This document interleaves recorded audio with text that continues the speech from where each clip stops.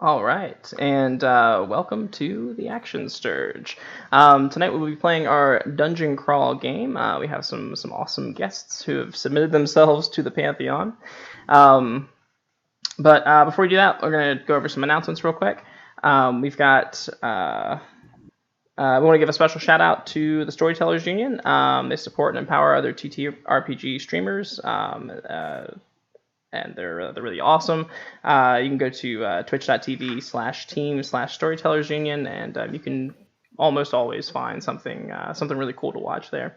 And we want to give a special shout out to dndwow.com. They have a great selection of dice. They have color changing mood dice, huge metal mood dice, all reasonably priced. And any order over $27 gets you free shipping. And now you can use our code, the Action Sturge, to get an extra 10% off of your order of a big 30mm D20. Now we've given a couple away here on the channel. They're hefty dice. People know when you roll at the table. And can you hand me the picture? Yes.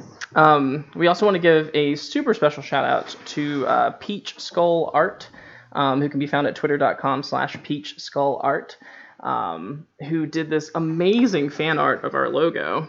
Oh, catching a little bit of the reflection there of my computer, but it is quite a piece of amazing artwork. And we want to thank her so much for that. We're probably going to change our logo to it, I believe. And so go check her out. She's an amazing artist. We love it. We're so happy for it. So, and with that, let's go ahead and everybody can introduce themselves. We'll go ahead and start with the newest member to the team, Kilted Cajun. And you can go ahead and rep whatever you got to rep and introduce yourself and who you'll be playing tonight. Hey everyone, I'm Kirk, aka the Kilted Cajun. You can find me on Twitter at Kilted Cajun. I DM a Tomb of Annihilation stream, which is currently on a break this week, and I have some Extra Life games coming up in November on Valdrian's channel. So yeah, fun times. Very nice. Plastered Dragon. I am the Plastered Dragon, and that's also the name of my stream, the Plastered Dragon. And we do a bunch of things over there. Jackbox Monday nights is our D&D stream called Good Intentions, which you know what they say about good intentions, and with these guys, it's absolutely true. We're on a break between seasons 1 and 2 right now, and while most of the cast is taking a break, the Goblin Twins have decided to keep playing, and so I've been sending them on a side quest, and I promise you nothing good will come of that. And we are also an Extra Life, and also we've got a bunch of Extra Life games coming up as well. So tune in and play along with us, and we are always happy to be here with our friends at the Action Sturge causing mayhem. We are always happy to have you. And it's Raven. Hi, I'm Raven. Don't really have anything to rep. It's about the only place you can really find me is going to be here in the Action Sturge's Discord. It's always fun to be back and deal with the chaos that is these dungeons. So it's always good to have you back. And you're playing Ulkin as usual, right? Yes, Ulkin. Apologies. Oh yeah, you're fine. Shadows Monk. All right, and Mort Cake. Hi, I'm Moral Cake. I rep Student Depth and No Sleep Schedule. Today I'll be playing a new character called Baroff, Black Dragonborn Conquest Paladin. I'm really excited to play. Nice. And I might start streaming in the near future. Oh, very nice. Cool. and last but certainly not least, the Deacon Smith. I'm the Deacon Smith. I'll be playing Rainer Reed. I think. All right, cool. And with that, let's go ahead and get started. We'll go ahead and switch over here to the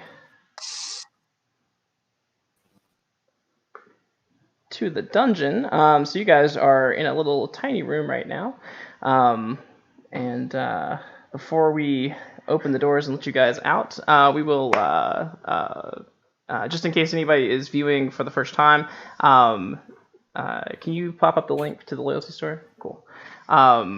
You are accumulating points by watching, and our wonderful mod, Fork Puff, will also be handing out points throughout the night. And you can use those points to buy things for the players, such as like magic weapons and armor and monsters, and enhance the game in any way that you like. So there's a lot of cool options. You can click that link down there and go see what's going on with that. So with that, we will get started. So this is so we've been running like 3 dungeons, just kind of in a rotation on the stream here. And this dungeon is one of those dungeons. I've just sort of revamped it with Dungeon Draft. So it's going to look a little different, but it's similar. It's very similar to one of the dungeons we've played before, in which a witch is said to have hidden here at some point, and was even said to have been slain here at some point in history. And the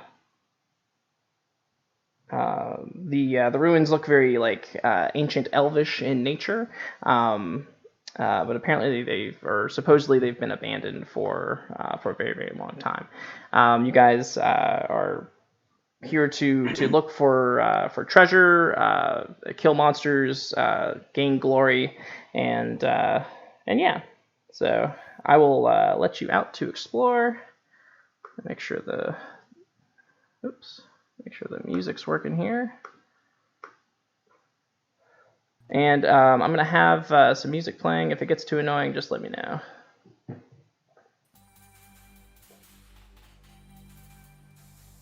All right. The door is unlocked, and you may explore, and I will let you know when something happens.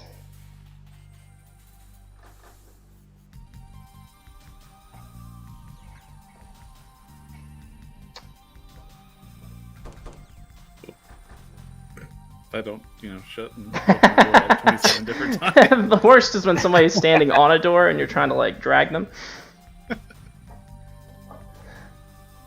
I don't know, it's down this way. In different directions. Yes. The walls of this ancient structure seem to be, covered in these thorns and vines, obscuring much of the wall. And 2 doors down the stairs. Should we go back to the stairs then? And then if you have any questions about anything in particular that you're seeing, just let me know, and I'll give you a description or have you roll something and give you some information. Are those little statues in those alcoves? They are. They are covered with. They're covered with. Oops. The music off.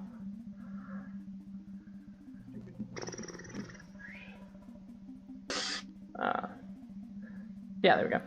Yeah, they're covered with vines and roots and stuff. You can see that they all 3 of these statues along the wall here.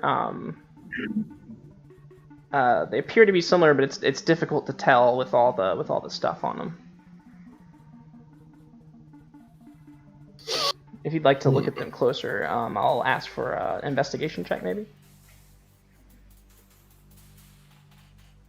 I'll leave that up to them. Okay. What are you looking at? Bernard, what are you looking at?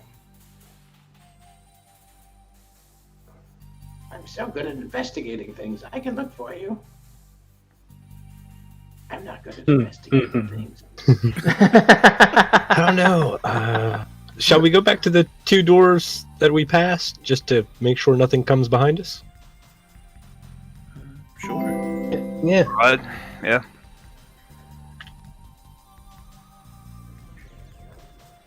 Gods are fickle creatures. What we got?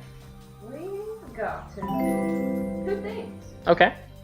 A deck of many things Okay. to Raynard Reed. Oh. From Slacker's Girl. Oh, very ready? nice. Yes. She's one of the players in the Strahd game that I was talking about earlier. Let's see. Oh, I think I just have to reset the deck of many things real quick. So we can get everything. So we have access to all the cards. That way he can gain 5 levels again. Correct. All right. So this is from who? Slacker's Girl. Slacker's Girl. Okay. And deck of many things for Raynard Reed. Oh no. Oh, the Void. Oh no! Are you serious? Your soul is drawn from your body and contained in an object in a place of the GM's choice. So, which in this context means that you're about to get teleported somewhere. Can it be contained in a donut? I'm hungry. Oh. Let's see. Okay.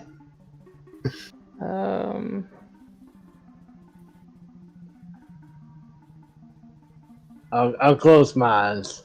Okay. All right, I have an idea.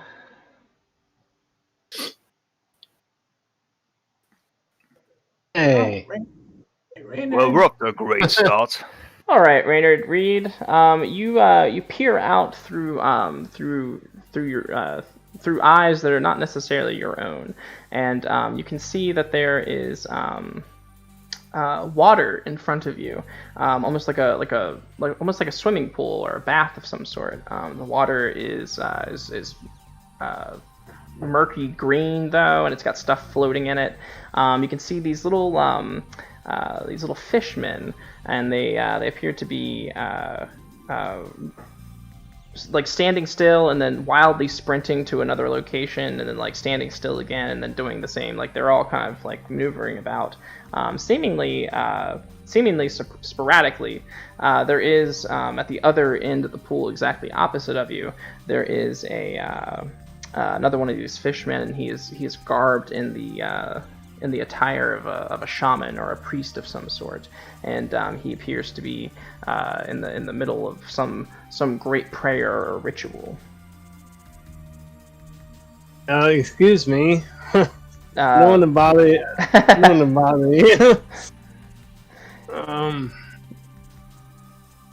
I'm just gonna sneak by. You are encased inside of inside of this this statue, this golden statue. Okay. Do we have another redemption? Yes. What we got?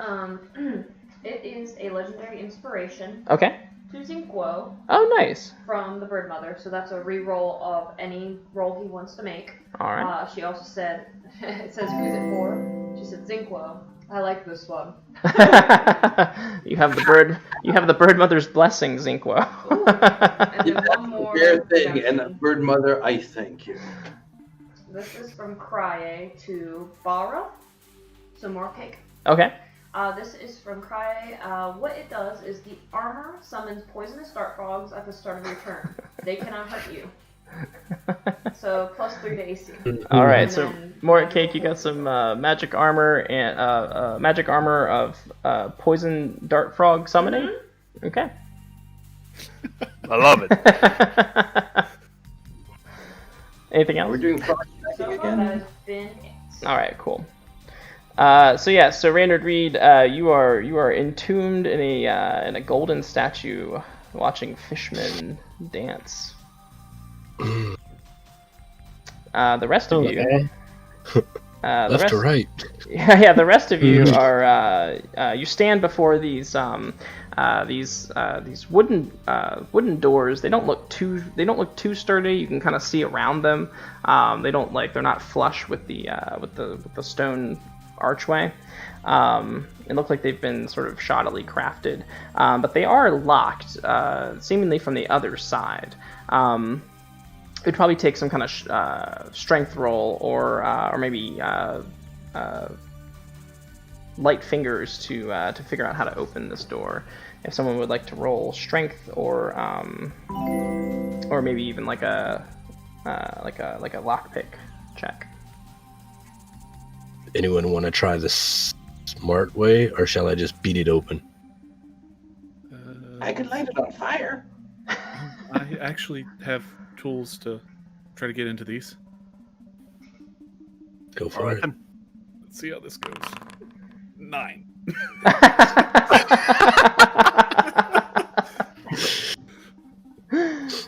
So you do you slip your file like through the crack in the door, and you like run it up the crack, and it will indeed unlock the lock on the other side, which appears to be just like a little there's like a little clip lock. And however, when you do, you discover that apparently that was the only thing holding the two doors up or together, and so both doors will swing wide open and snap off of their rusty hinges and land flat on the ground, creating a loud sound that emanates throughout this. I guess you could call it a garden of sorts. I mean, that was Plan B. Revealed to you is this fish man standing at the edge of the of this pool of water, and the center of which is this large tree, apparently dead tree. And when he hears the sound, he sort of jumps a couple feet in the air, makes the sound like wob, wob, wob, wob, wob, wob, wob, wob, and he's going to begin to run. What would you guys like to do? Chase him down. Sure. Yeah, Alright. let's go for it. Who would like to do something first? I'd like to tackle him. Okay. Go ahead and. Do we have a? What's that? Magic armor for Slackers from Slacker's Girl. Okay. It is for Oaken. The magical thing that it does is it gives it +3 AC. Okay. And then it also reveals true intentions. Oh goodness. Ooh. You hear that, Olkin? True intentions. Okay, fair enough. And go ahead and give me an athletics check, I believe. Gravian. All right, athletics.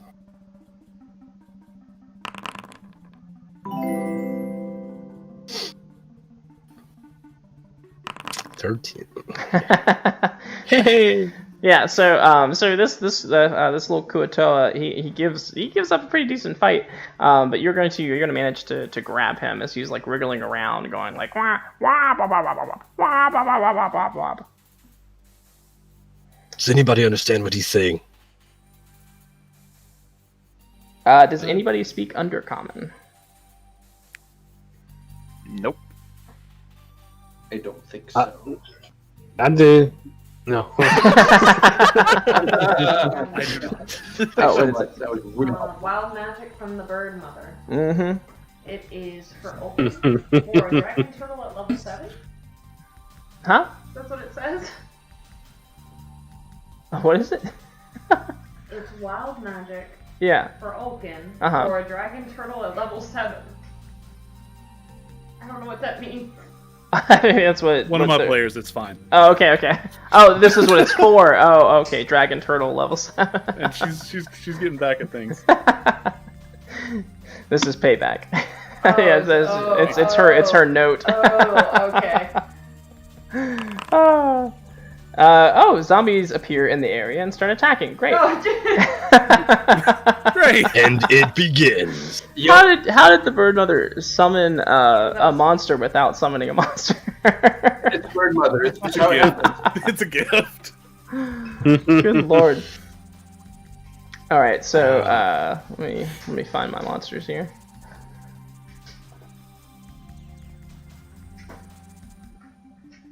I mean, like, I chose deep speech. I mean, like, I had a small chance of understanding. So as you're struggling with this this fishman Gravian, the rest of you looking behind Gravian are going to see like rising up out of the water, covered in like seaweed kind of stuff. 1, to... I mean, how many zombies would Bird Mother want? All of them? This is, yeah. That would be my honest answer. We'll say 1, 2, 3, on 4, character. 5, 6. 6 zombies rising up out of the water, and they begin to stumble towards Gravian. And I guess now's as good time as any to roll initiative. So let me get that fired up here. Reynard, have no fear. We will get back to you. We're looking for you. Do I roll initiative? Yeah, we'll have you roll initiative as well. You can critique their dance moves on your turn. Who wants to point me to where initiative is on this? Oh, initiative. So the little fist next to the speech bubbles will be where the initiative is, and you should have like a little dice next to your character's name that you can click on and it'll roll initiative. Got some redemption. Oh, what do we have? This is magic armor from Fork Puff. Oh, Fork Puff handing out magic armor. It goes to Gravian. Okay. It has resistance similar to a regular barbarian rage, so like resistance to slashing, bludgeoning, that stuff. Okay. But it also looks like lady armor. Okay, so lady armor for Gravian. I'm down for it. But it's resistant to bludgeoning, piercing, and slashing. Mm-hmm. Okay. And plus 3 AC. And +3 to AC.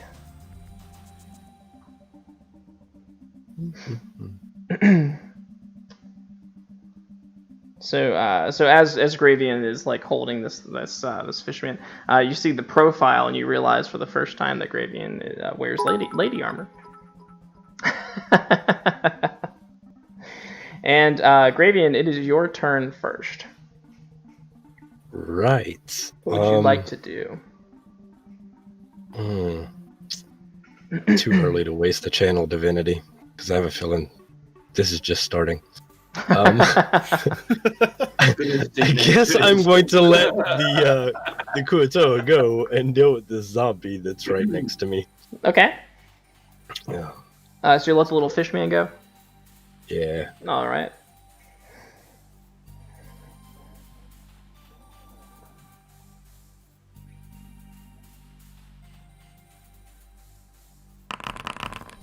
Warhammer, attack of 9, which will hit this sluggish zombie for 7 bludgeoning damage. Very nice. And all these zombies, they seem to be moaning only one thing. Sometimes in unison. Bird mother. Bird mother. Alright, so you thwack him. Do you have another attack? Do I? Possibly. Yes. New character, who dis? Come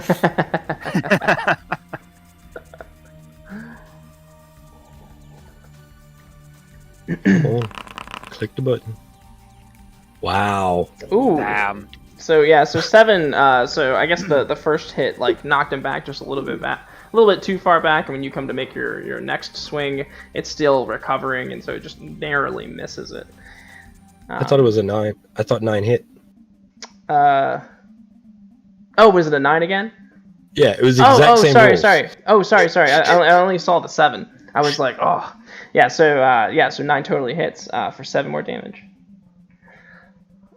Nice. So you thwack him again. You hear that soft, squishy thud of like waterlogged flesh and bone, and I don't know, some stuff will probably fall out of him and plop into the water. Anything else, Gravian?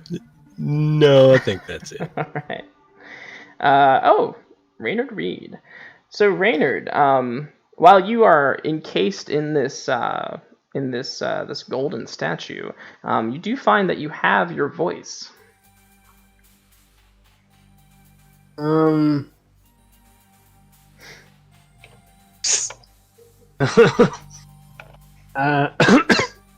gonna call out to the one, the closest one. Okay.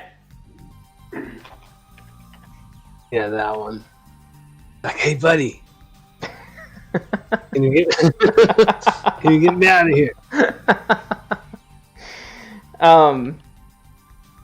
And you okay, cool. So let's see. So you'll speak to it, and go ahead, just roll charisma, like a charisma check or maybe a persuasion check, but with disadvantage. Okay.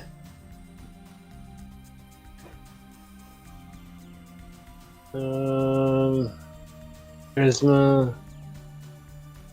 Or a persuasion. Yeah.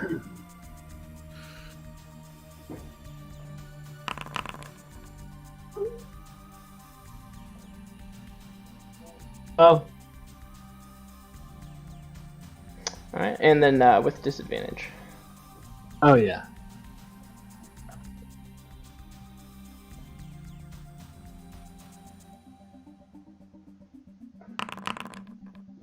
Okay. So so you're gonna talk trying to talk to the nearest little fish guy near you, and you're trying to get his attention, and he seems to just be sporadically running from one spot to another. His arms are nailed to his sides while he runs, so he kind of runs like this with a little shoulder shimmy, and he'll just stop and stare, and then that repeats itself. And when he gets close to you again, you can kind of see that he apparently has some kind of vegetation stuffed in his little fish ears, so he can't hear you.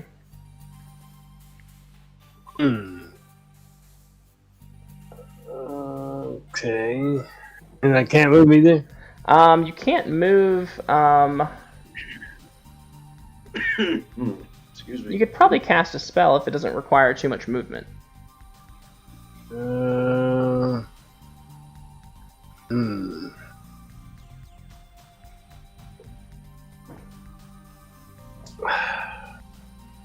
Unfortunately, I don't really have anything that'll help. There it is. It's not from Bird Mother, though. Oh, really? It is from Minty Lamb. Oh, Minty Lamb. Minty Lamb has spawned a monster. We'll get to that in just a second, though. Yeah, anything else? No. You want? Okay. I don't know. How? No.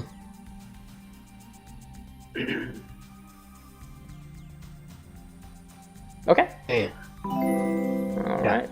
So, oops, moving back over to Ulkin. So, so Ulkin. The first thing you're gonna see is this minty green looking monster rise up out of the water. You're gonna see a couple zombies just kind of get thrown up into the air as this creature surfaces. You can see its long, its huge head full of teeth and its long tail, and as it rises to the surface, this giant crocodile, and that's what you will see, Ulkin, and that was brought to you by Minty Lamb. 3 more redemptions. Oh, 3 more redemptions? Yes. Okay. Before we start our big fight. Alright, before the big fight. So, Blessing from Lethal Gamer 94. Okay. This gives a permanent +2 to Zinquo of his choice. Nice. So Zinquo can get a +2 to one of your ability scores. From Lethal Gamer. Thank you, Lethal. Next is Resistance from the Bird Mother. To Zinquo. To Zinquo. For piercing. For piercing. Okay. And Wild Magic from Nick. But you get to choose for who. I get to choose? Yes. Oh my goodness. Who hasn't gotten any love today so far? Nobody's gonna say who.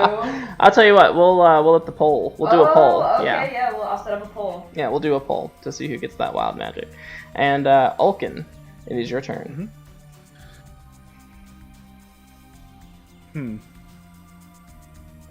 Vulcan is first of all going to notice this nice set of armor on his friend in front of him. Smile, nod his head, and he's running full force at the crocodile. Okay. Mhm. Now you have the poison dart frog armor too. No, that's me. Oh, that's No, more. I was Okay, gonna okay, say, okay, cool. They're mine. I've got the true. Oh, the true intentions. This thing intends to eat. And Zinquo has decided to buff his dex, seeing all of these things out there. Thinks he'd like a little more ace, Very nice. especially since he's thinking of doing something dumb. Naturally. Okay, so Ulkin, that's I'm swinging at this crocodile in front. all right. 22 to hit is a hit for 10 bludgeoning damage. And okay. Extra attack. It's a 12 to hit. 12 to hit will hit. Big old monster. At that point, I'm burning a key point. Okay. Flurry of blows. Go ahead. So it's a 13 to hit with 5 damage. Let's see, plastered, measuring the area. What? And- What? How much collateral damage is collateral? Sorry, that was 24 to hit and 13 to hit. Mhm. All right, For both 13 damage. nice. For 13 damage, both hit. Very And- nice. You punch out a couple of teeth. I'll just kind of look back and be, Zen, if you throw something in here, it's fine. I'll be fine. Should be. Don't worry, I got this. All right, and next up we have zombie number 6, who is See Zinquo counting on his fingers. she's just going to 1, 2, 3, 4 over here, and I think he might attack the fish guy. So as fun as that is to watch. 17 for the fish guy for 6 damage, and all right. So he's gonna sort of like latch on to fish guy and try to start eating him. What we got? Bara or Mora Cake gets the wild magic, and then we have 2 redemptions. The poll has I might the repeat poll has that in spoken. All right, wild magic. So Mora Cake, you think that you are thoroughly soaked with lamp oil. All right. Okay. It sounds like you might need to wash off, maybe, or Or be wary of any of Zinquo's many fire spells. I'm And then- looking. I'm staring at the goblin at the moment. From Nick, oh, magic weapon. it is for Raynard Reed. Oh, nice. It is a +3 sword that makes 2 reptiles of his choice allies. Okay. So they get +3 to attacks and damages, and then +3 on top of it. Yeah. Okay. And then he'll probably take a mace. Okay, mace. Yeah. Whatever. I'm sure it's fine. And then magic armor from Minty Lamb. Okay. So this is +3 to AC. It is to Gravian. Okay. It is boots that give 10-foot teleport in an unknown direction. Well, there you go, Gravian. Now you've got some magic boots. Alright, I'll cut. Very nice. Zombie number 4 is going to he's a bit under the crocodile, I guess. Maybe he'll have to make a strength check to try to move out. And he does not. And then this little Kuato over here, he's going to disengage and he's going to run.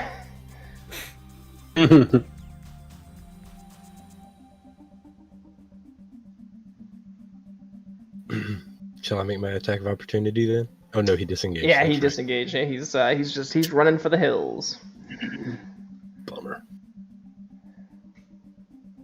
All right. So the crocodile will, after getting punched in the mouth a couple times by Ulkin, sort of like narrow his beady little eyes at Ulkin, and will open his mouth wide to attack. He will make 2 attacks. The first one with his bite, which is a critical miss. and then with let's see.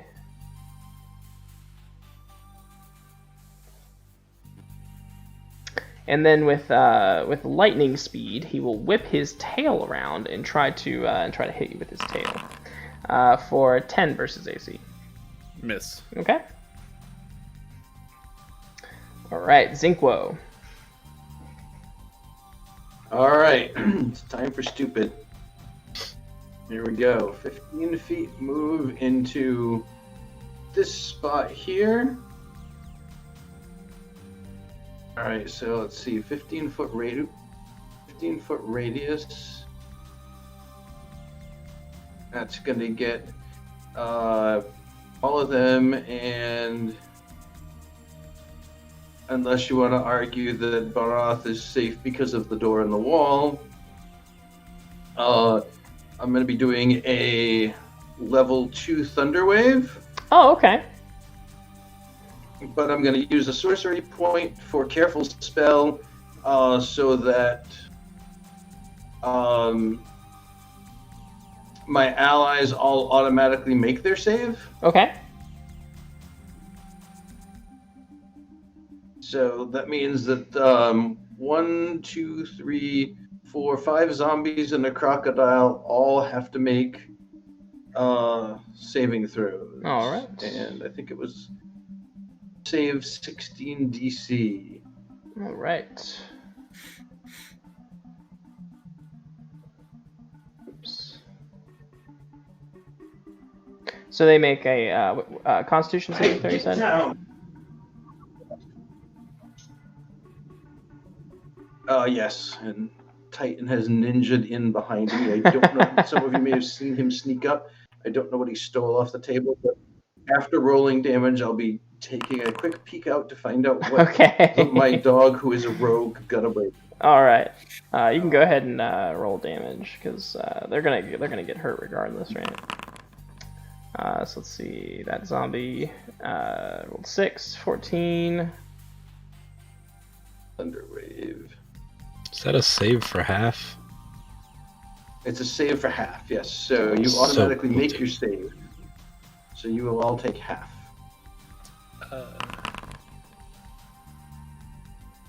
19 for the crocodile.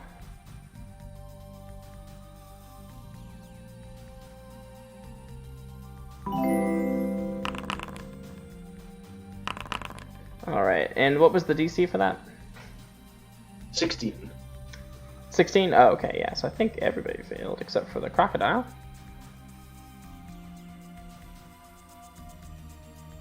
Yeah. I hit the damage button, but nothing happened, so I'm just going to do... Okay. I'm going to just roll 3d8. 12 points of damage for the failures and 6 points for the succeeders. Okay. Alright, so this one's... And anyone who fails is knocked 10 feet away from me. And if anybody didn't hear those 2 metal doors fall down, they did hear this because it's a thunderous boom. Rayner's Reed, from somewhere inside the dungeon, you hear this loud thundering boom. And you can only assume that was Zinkwo. Okay. DM question. Yes. Do I get a door to my face thanks to the Thunder Wave spell? Well, the doors have already fallen off the hinges when you guys came in, so... I'm standing on them. Yeah. They're rooted. Alright, so 1, 2...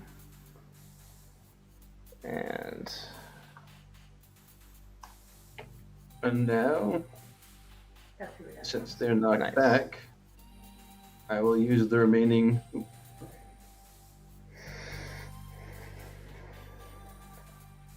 15 feet of my movement. Come on, hey. Why aren't you letting me move? I clicked on something that I wasn't supposed to somehow, somewhere in here. It's not letting me use arrows to move myself. Let's try this again. Oh, you're having trouble moving your character. Yeah, hang on. So the croc didn't fail, or Yeah, the croc did not fail. He succeeded. Yeah, so he got whipped with half the damage, but he didn't move. Then I will not move away because he will get an opportunity. Instead, I think I will use another 2 sorcery points to do a bonus action to cast Mage Armor on myself, because this whole thing counted on everybody getting knocked away from me so I could then run away. But since the largest creature is still there, I'm going to just cast Mage Armor on myself. Okay. And we'll call that a turn. Is the Mage Armor, is that also an action? If I use 2 sorcery points, I can turn an action into a bonus. Gotcha. With Quicken Spell. That's my other meta magic. All right. And then with that, I'm able to click on. I've bollocksed my controls here, so I can't actually. Sometimes a quick refresh will do the trick, or just switching to like another, like on the left side of your screen on the sidebar, switching to like another one and then switching back will kind of fix it. But usually a good refresh will do the trick. There we go. Refresh. All right, and then Barath. Thank you, babe. Right. Let's see. First of all, I'm patting myself down because I think the lightning would have, lighted the oil. Noticing I'm not in flames yet. I will bonus action cast Raffle Smite at level 1. Okay. So my next attack that hits to the effects, I'll walk into the room and I'll attack the big crocodile thing with my halberd. Okay.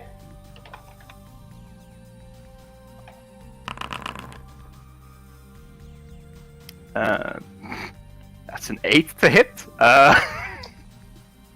Oh well. Unfortunately, that will miss. Yeah. I'll take my second swing. Okay.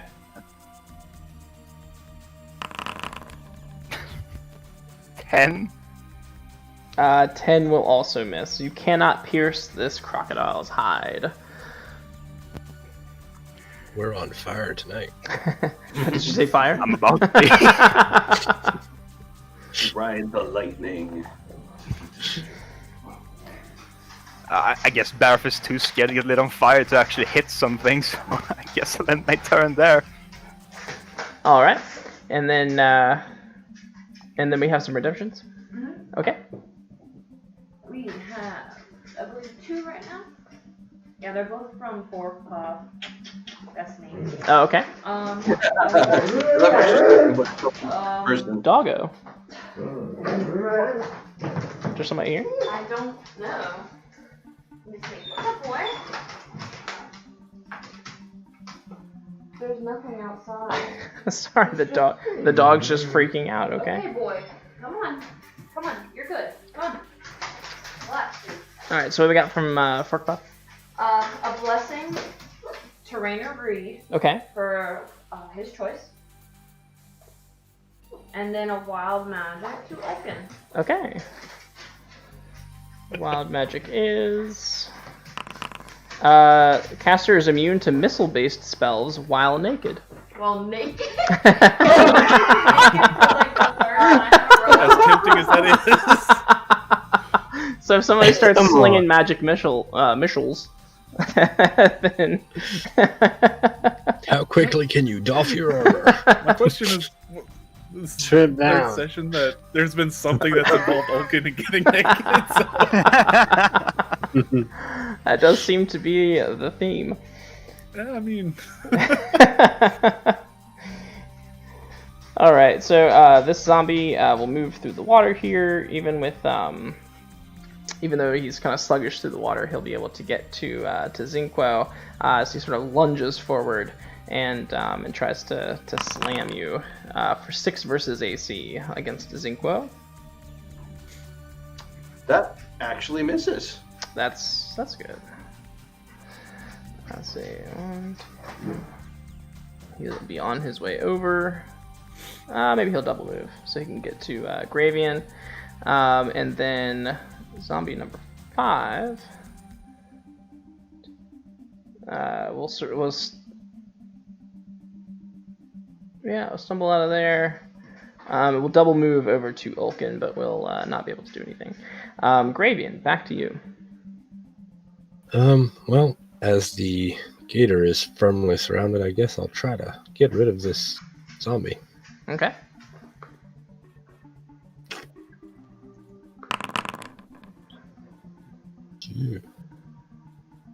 That's what I'm talking about. 15 to hit, 11 points of damage for the first attack. For the gator? No, for the zombie. Oh, for the zombie, I can't right. reach the Oh, gator. gotcha. Oh, right, I see. Just a wall of bodies. Yeah. Let's see. 15 to hit, 11 damage. Alright. And you get another attack? Yep.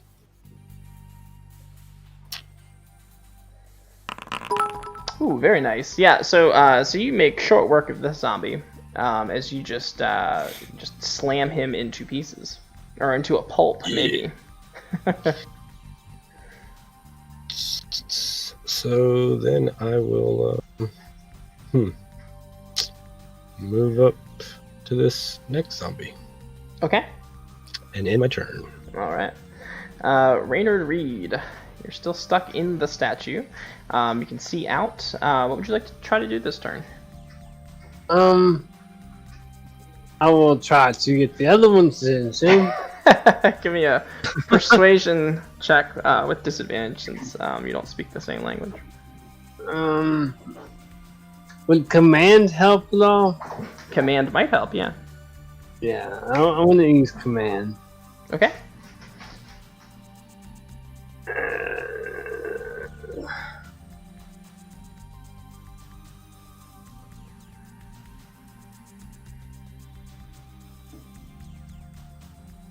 And I will say, I will gesture. I'll be like, you can't really move. You're inside the statue, so you can't see you. So I guess it'd have to be like a. You'll have to say something to him. I would go free. Okay. And let's see, command.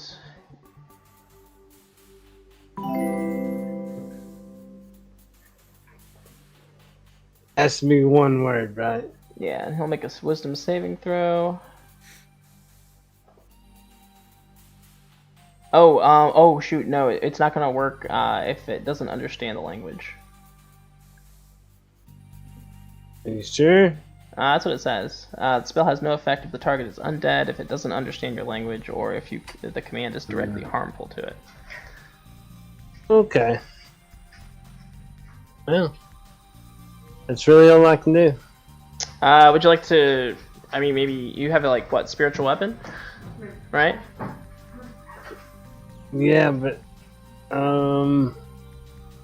yeah, I can maybe. I don't want to piss these guys off though.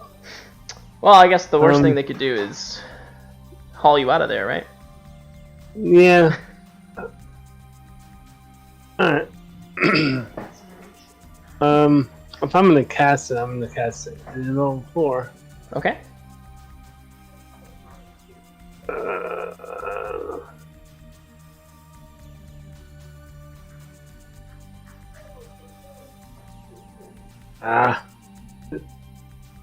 Okay. Where would you like to place it? Well, I'll put it right in front of you for now. Yeah. Let me see what. Okay.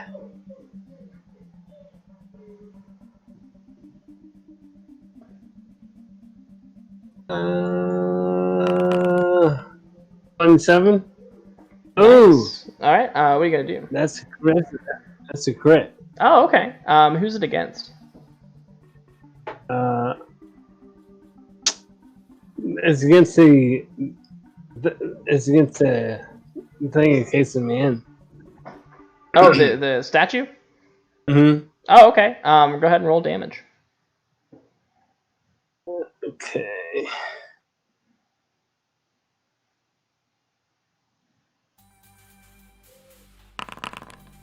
$14. All right. Do you get to roll double for that? Oh yeah, I did. Let's go ahead and roll 2 more d8s.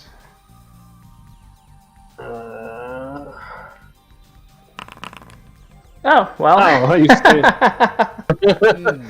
So the damage from your spectral weapon will start pummeling the statue, and the damage will send like a crack down it.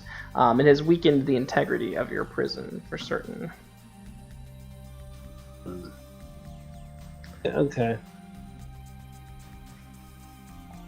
These guys aren't trying to help. These guys, well, it will send like the fish guys. Yeah. Oh, it will grab their attention. They will like all of them will stare at the statue like with wide eyes, and it was a bonus action to summon the thing. Did you want to make maybe an athletics check to see if you could break out? Yeah. Okay.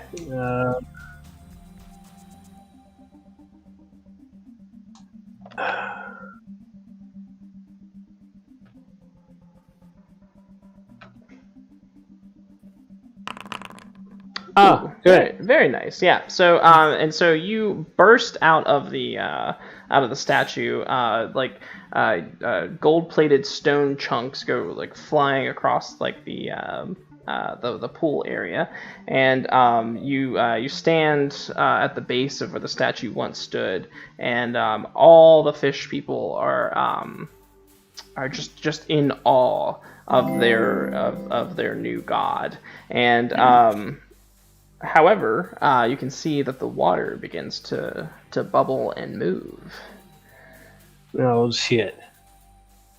as Okay. as a large snake begins to rise up out of the pool and looks right at you. With that, we'll go ahead and move on to Ulkin. Right. I'm going to choose to ignore this undead thing beside of me. Okay. I have my eyes on the prize. I'm going after the skater.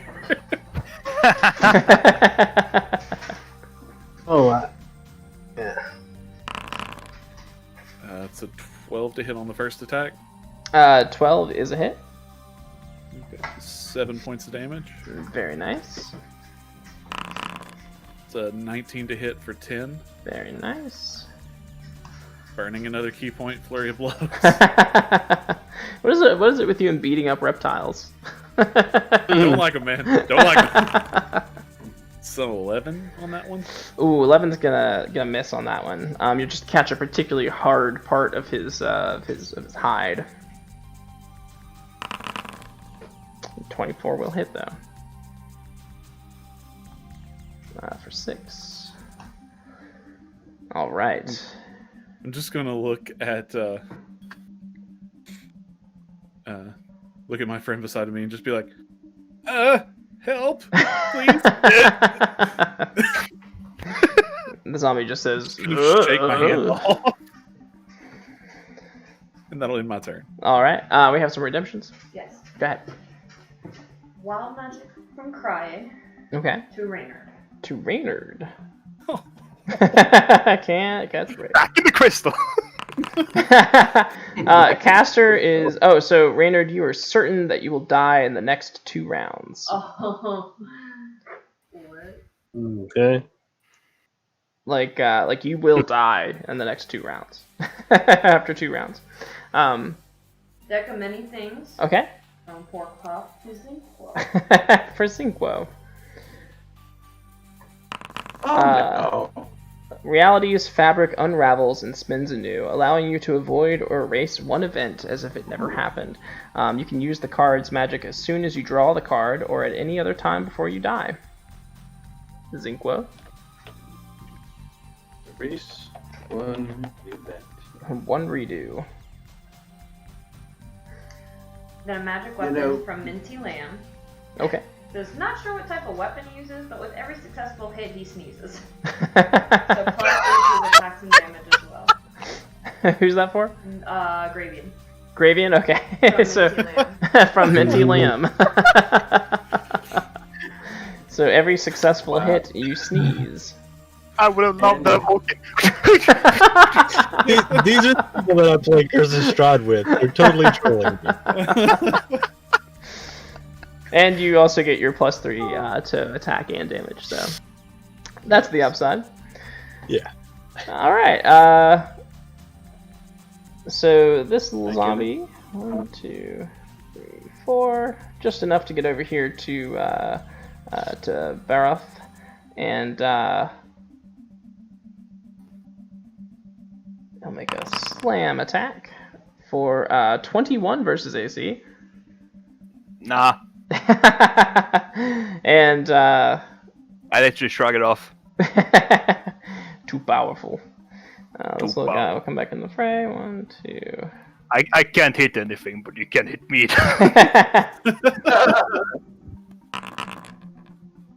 Let's see. 16 versus AC for Gravian, which I believe is probably a miss. Miss. And Hey, Reynard, do you want to rejoin the party or should I save my do-over? You should probably save it. Alright. Because Zink was very impulsive. And I could see him just looking at that card and saying, I wish my friend Reynard hadn't disappeared. Well, I mean, you can if you want. Wild magic. Wild magic. From Snow Girl 15 to Gravian. Oh, okay, for Gravian. Oh man. You know what? I gotta be true to Zinquo. Zinquo the card happens. He's like, huh. And Reynard hadn't disappeared. Wild magic, right? So And we got another redemption from Ben. All right. So let's see. Someone nearby is hit by lightning in each of the next 2 rounds. So nearby Gravian, you said? Yeah. Okay, so somebody near Gravian is going to be hit by lightning in each of the next 2 rounds. And then there's a redemption. A magic weapon Okay. for Zinquo. Oh, So +3 to attacks and damage. okay. What it does is it makes a clone of the user, but it splits the HP of the user in half. So there would be 2 of him. So it would Okay. be like half and half. So Wait. there's another one of you, and you can sort out the HP. Plaster it. Oh no.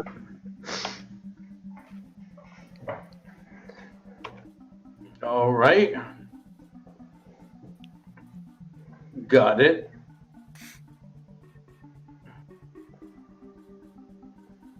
Do each of them have half HP as a maximum, or? I think so.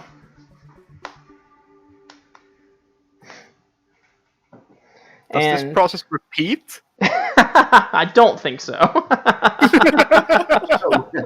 Have like Just be like- 60 People, all 1 hit point.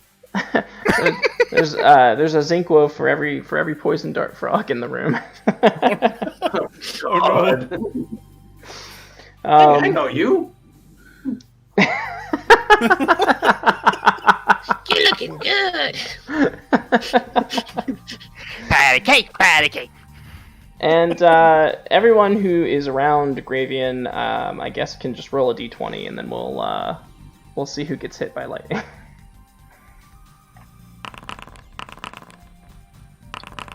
Well, and I guess Zinquo can roll twice. I'll roll twice. This is for left Zinquo. Though I don't know if you can get lower than a 1. Oh, I can try. Not for trying, though. And this is for right Zinquo. Okay.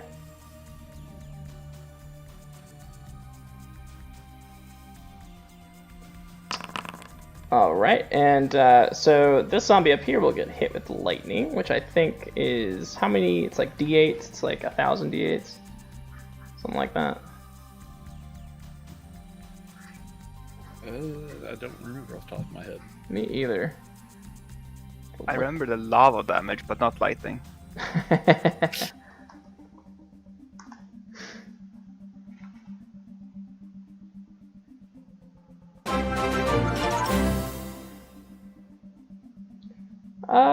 8d6. 8d6. That's a lot of lightning.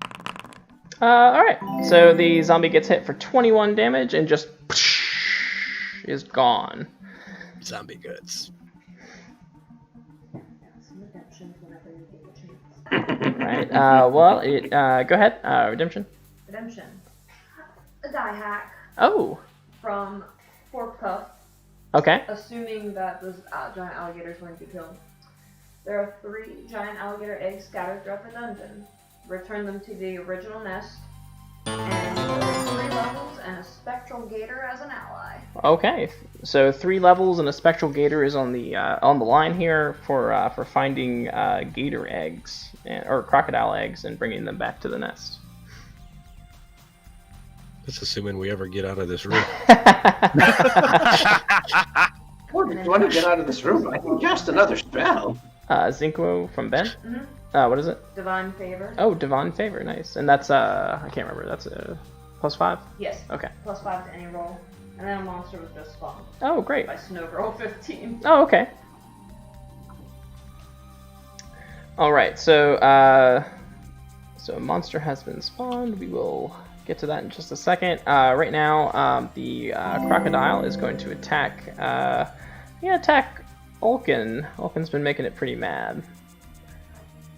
I'm just shooting finger guns at it right now. For 21 versus AC on Ulkin. Just hits. Okay. For 14 piercing damage, and then it's going to swing around with its tail again, and for 19 versus AC, which I guess misses. 19 does miss. Okay. And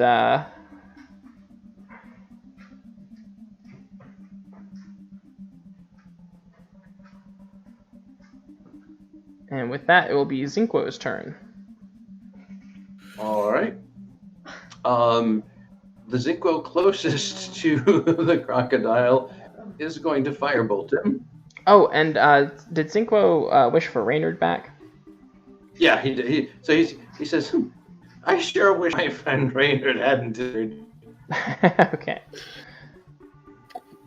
Wow, this Kuto really will think he's a god. Right? And there's Reynard. Reynard is back. Oh, there you are. That way, I had the strangest dream. It was me and you were gone. Yeah, I feel you there. Oh, there's 2 of you. No, that was just a dream.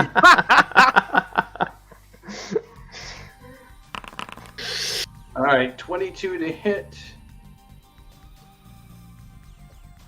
And, Okay. And so who are you firebolting? the crocodile. Okay. And all Damage right. seems to not be working well. So let me see. Damage on this thing. Oh no, I think Is fireball what? doesn't work. One. And which Zinquo is it? Is it the one further away or the one? The closure Zinquo. So he'll unfortunately have to roll at disadvantage for being up so close with the Oh, ranged that's right. attack. That's right. That is correct. All right. So let me attack again. Or you laughing? I'm gonna use my Oh, plus, you're just. I'm gonna use my plus Oh. 5. Whatever we get the chance. Let's see. So 10 will miss. So I'll use the plus 5 that I was Oh, just very gifted nice. Yeah, to and me. that will get you a hit. Thank you for that present.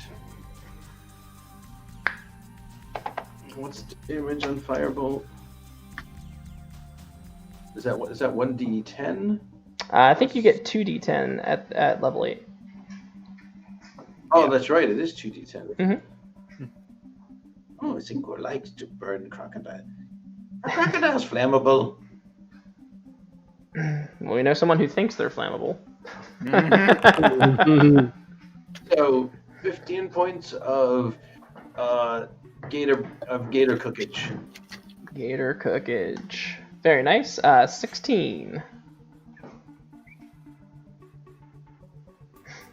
And I guess, either Zinko is, convinced there's only one of him, so he must be seeing double, so he'll just do what he just did, Okay. because he must have done it already. 19 will hit. I can see into my own future. I mean, that's just ooh, for logical. 14 damage. Very nice.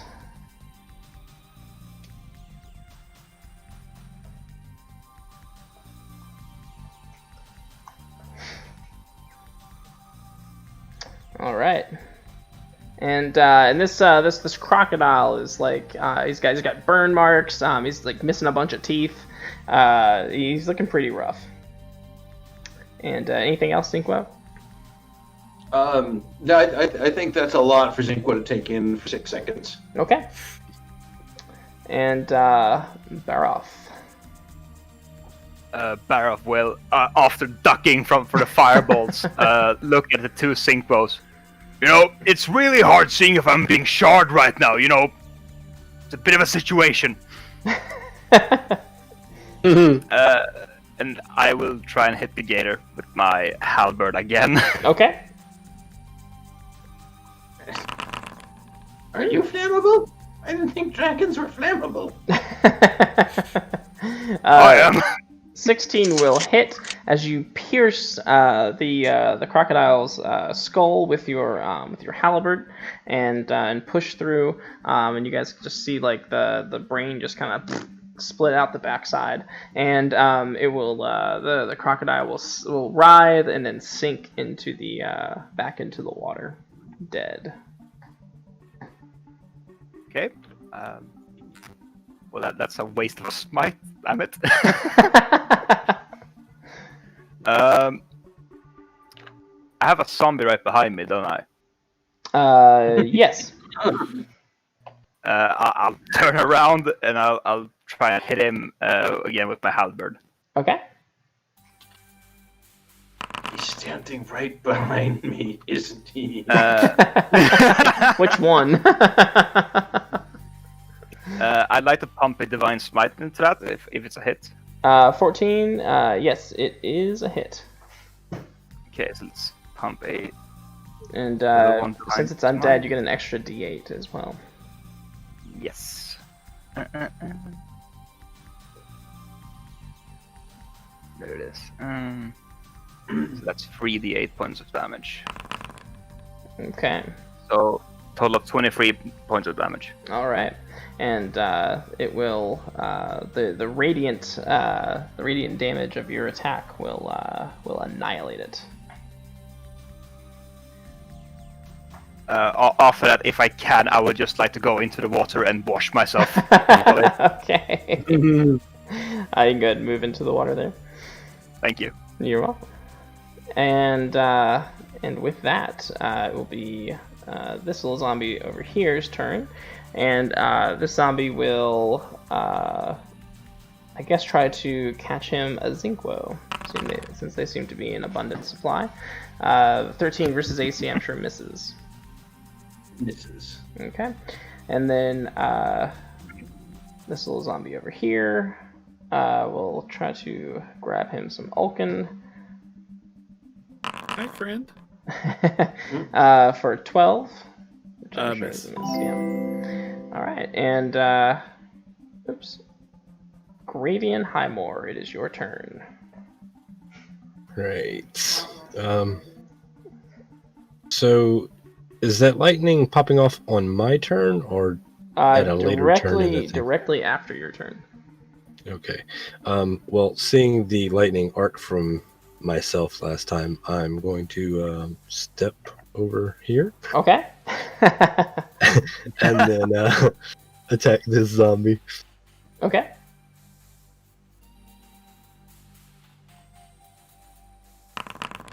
Ooh, critical miss. You step in some mud, and you like sink down a little bit. Throws off your swing. Fair enough. I mean, I did jump over a tree root. There you go. And 20 will hit for 14 damage, which will annihilate the zombie. And the last thing it says before it descends back into the water is the bird mother.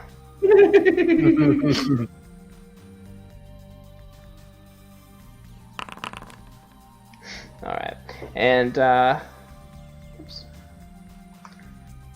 And we have a wild magic for Gravian.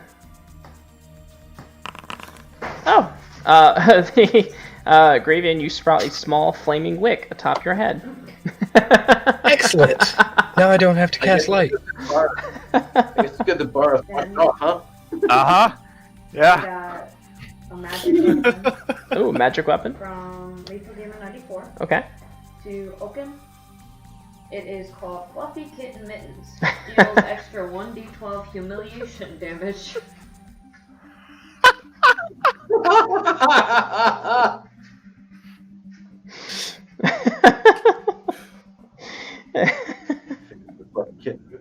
So, Ulkin, you get Fluffy Kitten Mittens. It adds an extra D12, an extra D12 damage. That damage is humiliating, and can they also go like make different cat sounds as well? I think they have to. Meow, meow. Oh, God. And of course the +3 to attack and damage. All right. So Gravian, the lightning will. Not to be that guy. Oh, huh? I was saying not to be that guy, but didn't we have another monster that was coming up after you finished? Oh, we did. Yeah. Not to be that guy, but I want the fans to get their money's worth. Absolutely. Someone bought that one before, and since so Raynard we should Reed is kill back it. over here, I guess it'll have to come out of here. So, so let's see. So Gravian, so the lightning bolt is going to strike.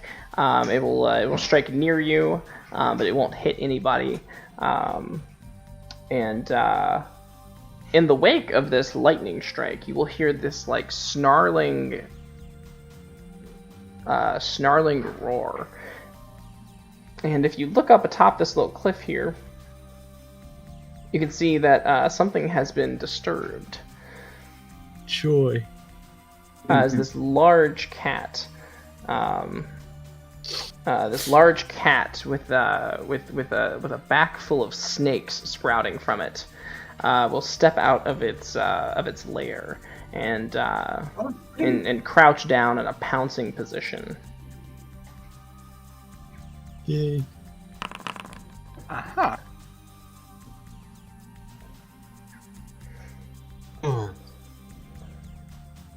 All right, Raynard Reed.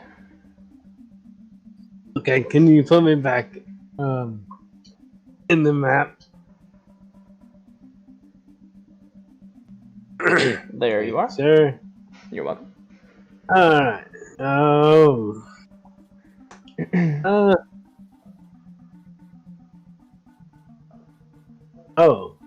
Let's see.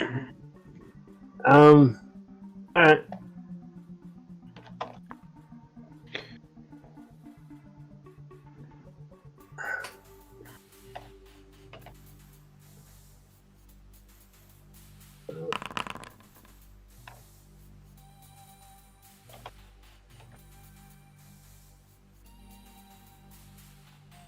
Whoa.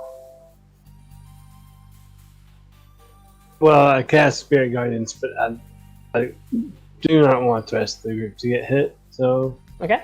I think it automatically did it, though. Did it automatically hit everybody? I think so. Yeah, but Alright, I should be able to undo it. And, Hopefully. 10, 15, 20. And as a bonus action, I will move my spiritual weapon up to it. Okay. And attack.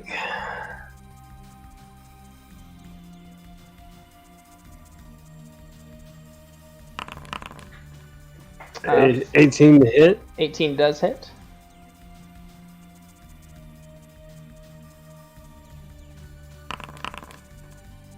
Or 12 radiant damage. Or blood. I'm sorry, bludgeoning damage. And, yeah. That's my turn. Okay. Alright then. And, was that the lion thing or the zombie? Sorry. That's the line. Okay, cool. Alright. And you control the radius. I can't tell the difference. Control the what? The radius, the spiritual guardians. The aura. Yeah, Okay. I can't tell. I gotcha.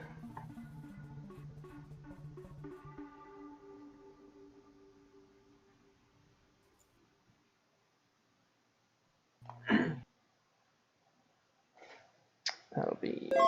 It's 20, right? 20. 20.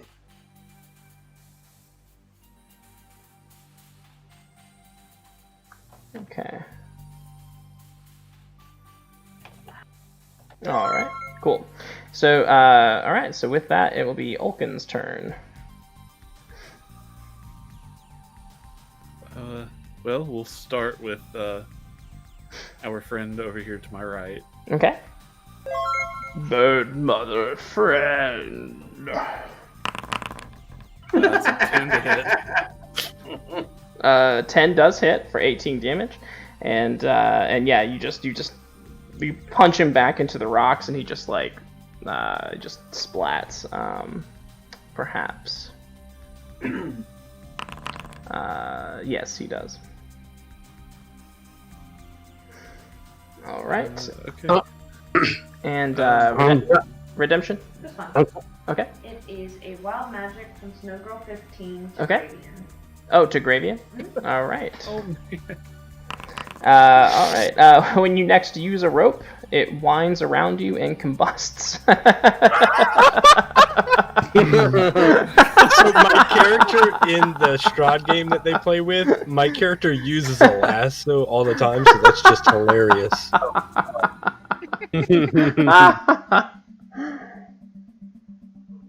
Oh, that's by the too way, perfect. that's 15 feet. It's 15 feet. Okay. Yeah. All right.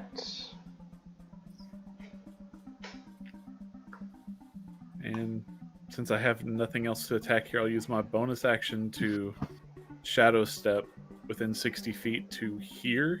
Okay. It won't let me do that. I'll just have to move it this way. Oh, I might have to put you up there. Sorry. It's all good. Then my final attack with the kitten mittens. Oh, okay. I almost feel bad for using the kitten mittens on. Oh, Kat has decided to make noises. Oh, nia? Yeah, like the Like Japanese. nia? Yeah.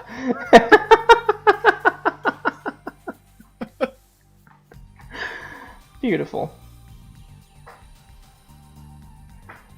So let's see. That's 19 versus AC for 16 nia damage. All right.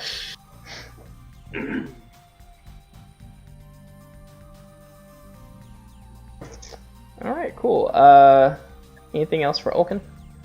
No, sorry, that is the end of my turn. All right. Cool. So some stuff will happen over here. which only the viewers can see.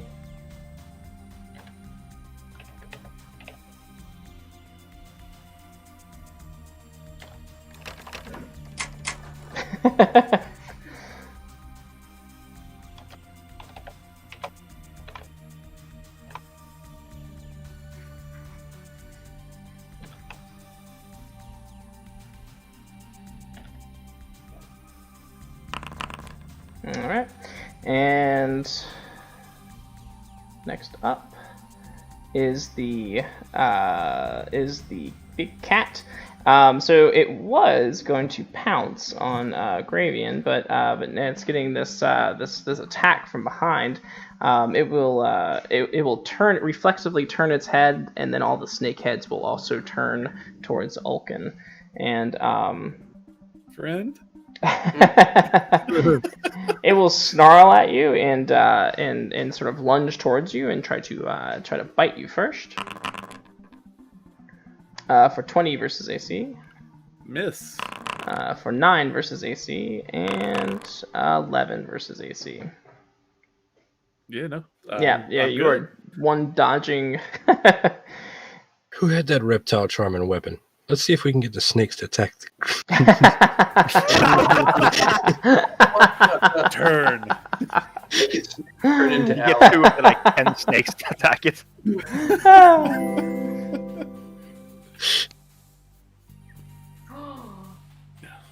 We have a deck of many things spawn.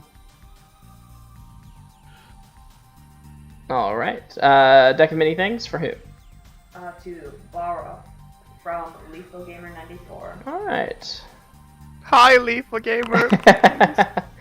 This card's Medusa-like visage curses you. You take a -2 penalty on saving throws while cursed this way. Only a god or the magic of the fates card can end this curse. I think somebody drew the fates card, didn't they? Okay. Nobody has that kind of power. All right. Oh, too good. Oh wow! Zinkwoes.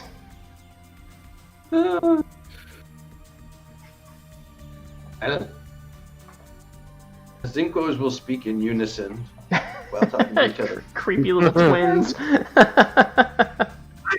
And that means we must both be the same person. Right. We're doing the same thing. Yep. And they will both cast Firebolt again Okay. at the cat thing. Okay. Because it just makes sense. Yeah. Ooh.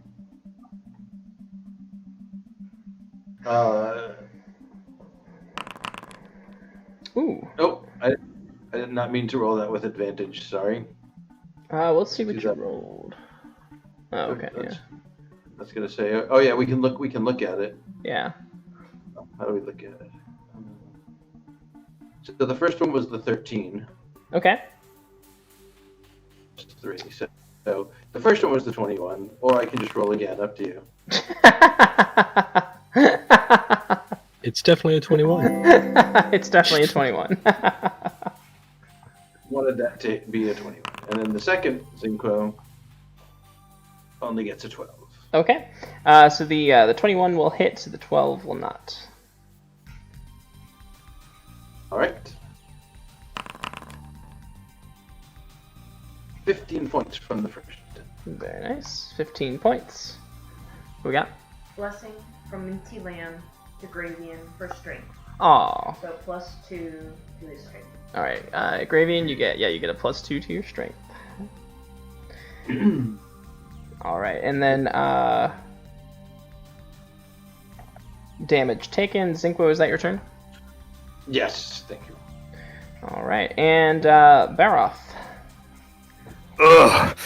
Curse you, Lethal Gamer. You strange deity. Because you have this like it's like you have the grayscale from Game of Thrones or something like.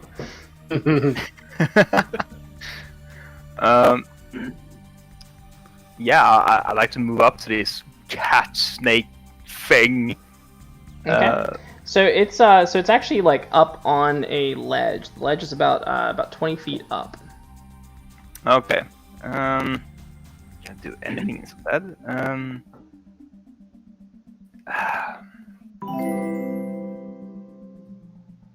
I guess I'll cast. How far is the range on this spell? This might work. We get a redemption. 30 feet. Well, magic for gravy from Misty.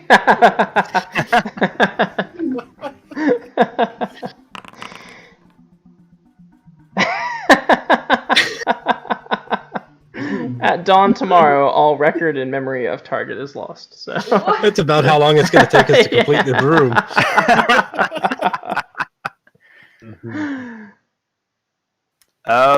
I'll walk up 10 feet and I will cast Compel the Duel on the creature. Oh, okay.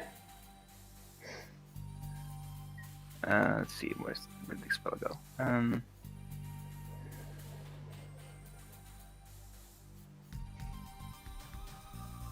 So yeah, that's do a Wisdom saving throw. Otherwise, all of his attacks against creatures other than me are taking a disadvantage. 4. Fails. Okay.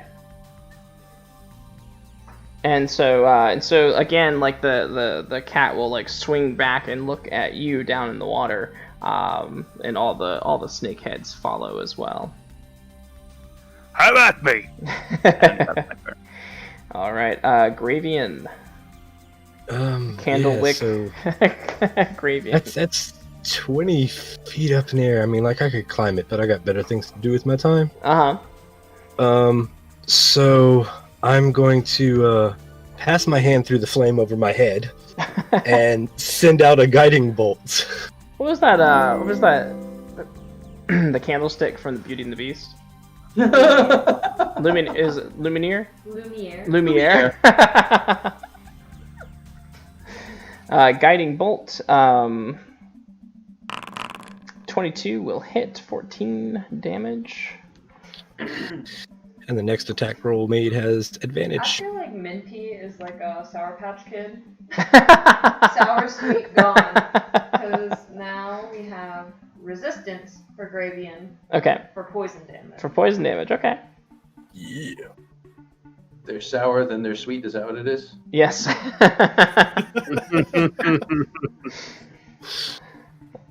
All right. So 14 damage. And then Gravian. Anything else? I mean, I'll move to the wall and start climbing, I guess. Okay. I don't think I can actually do that since I cast a spell. I think it would be. Would it be movement speed to climb, or does it require like a? It's like a an skill actual... check, so. Oh, okay. Yeah. Well, so we'll sort that on the next turn. If there is a next turn. Just look, guiding bolt. That gives advantage to the next attack roll. That would be your next turn. Awesome. Raynard Reed. Right. Okay. I'm gonna use my spiritual weapon to start. Okay.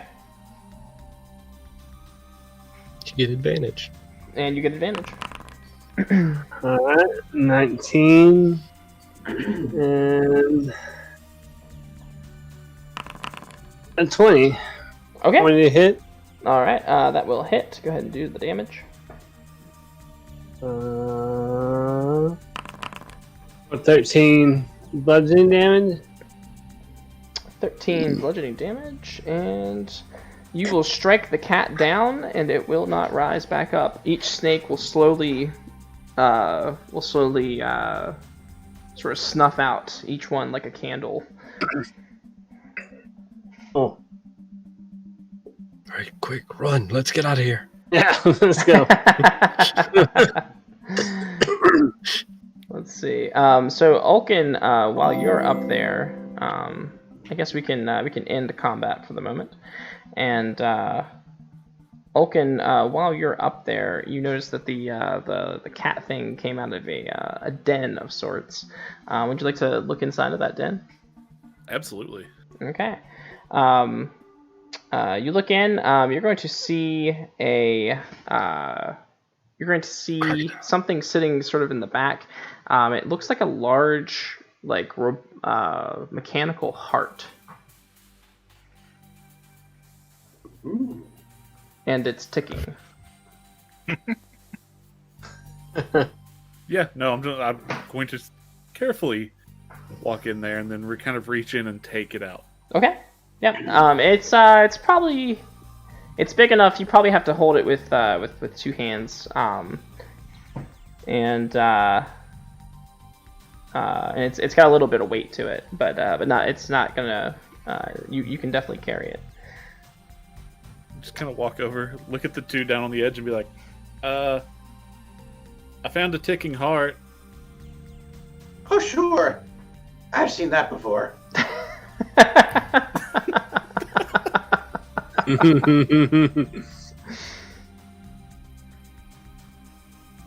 I have to ask, how many poisonous dart frogs do I have on me? 7. Nice. Yeah. Yeah. I start shaking my flask between the wick on his head and Can the Zinkros do an Arcana check on the heart thing? Because they haven't actually seen anything. Oh like that yeah, before. absolutely. Give me either a history or an arcana. It's just a thing Zinkros says. And you can roll only once, since you guys share the same knowledge. Sure. Could the other Synchro do the help action and give him advantage? Could Synchro give Synchro advantage? I don't yourself. think so, because they're so much the same. It's literally the same knowledge. Nope. Have you considered? Of course I have. I'm you. Oh yeah. and Zinko just begins to argue with himself. He does. Monster has been spawned. Alright, I'll hold on to that for just a second. Okay. Yeah. Oh, and we also have a divine favor. Oh, divine favor for... It's +5 to a roll. It is to Grevian from Gesturin. 1, 2, 3. There you Yeah. go. Alright, what will you guys do now? Vulcan really wants to jump down, but then realizes that he's got something that water might ruin, and will just kind of bonus action shadow step to the top right corner of the or top left corner of the room. Okay. Don't know if I can make it. Nope, I cannot make it. Oh yeah, sorry, I gotta drag you. There's No big deal. a barrier there. No big deal. All right, so you go over to the door over here, and you're actually gonna hear the sound of a pitter-patter sound of feet coming down the corridor on the other side of this open door. We got company. Oh hey, whatever happened to that fish guy? What would you guys like to do? I'd like to step away from the guy with the flame. Back to the Synchro.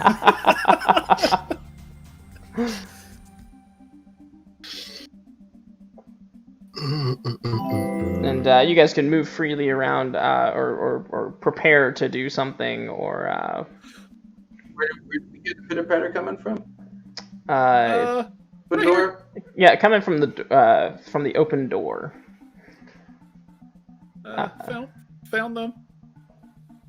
So, It says so zip Ulkin, opens, you're what? going to see a corridor full of fish people, running at the open door. Okay. Zinkros Towards says, us. "Ooh, They've come to worship you. Then gave Bara a blessing. +2 to his strength. Barath, a blessing. 2 to strength, and if that goes over 20, you can move that over 20. And then Sweet. legendary inspiration for you. Oh, I get Gamer. Oh, I get legendary inspiration. Thank you. And then there's a death ward for you from Lethal Gamer. Thank you. Thank you. Oh, Jesus. Curse you. can I do a thing?" before anyone goes in the hall? Oh, it's my spawned sure. monster. I'm gonna cash that in now, too. Go ahead. Midland, do you want me to go ahead Step and out of the do way. your thing? I, Huh? ow. Do your thing. Yeah. You see Zico start doing like the thing where he counts on his fingers again?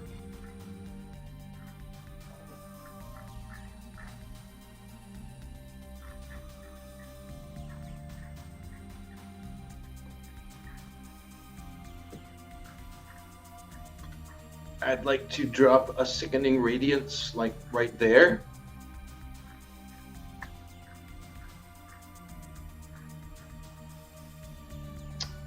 Sickening radiance where? Oh, in the room here. Okay, gotcha. Yeah. Oh, they open the door and we just see a hall full of fishmen, and Yeah. none of us are in there. Correct. I'd Yeah. let's So see, so I'll let you do that, and then we'll roll initiative if we need so to. this is the I can. Yeah, it's a 30-foot radius. Okay. And so I wanna make it like 30 feet from. I want to make it so it's 30 feet from the door,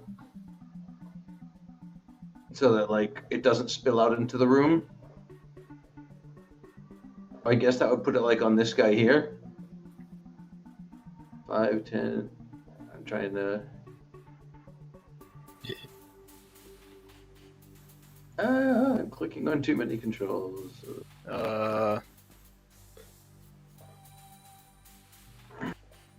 Like if I was to do, where's the spell? I'm seeing trouble. Yeah. I Yeah. don't know how you're still in trouble. What do they have to roll? Plastered. So sickening radiance is a con save of 16. Okay. So When they move into it for the first time or start their turn there, it's a con save of 16. 16. I thought you said 16. I was about to vomit.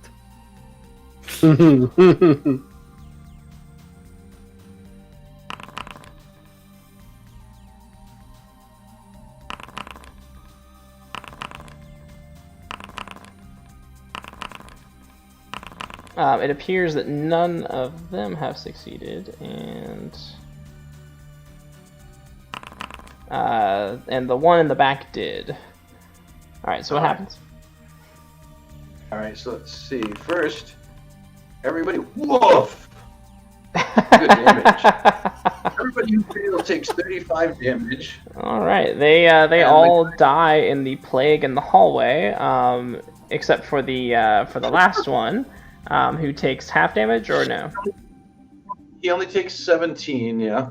Okay. You know, only. And You killed all of Reynard's worshippers.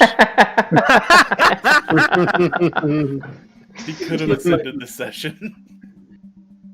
Then resistance to Zinkwo for slashing damage. Okay. Zinko's got resistance to slashing damage. Thank you. Let's see. So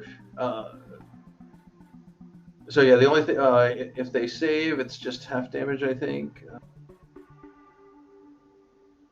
Creature will succeed or no. I think he takes no damage. It doesn't say anything about half. I don't think. Let me see. Okay. First time a turn, the creature must succeed or take 4d10.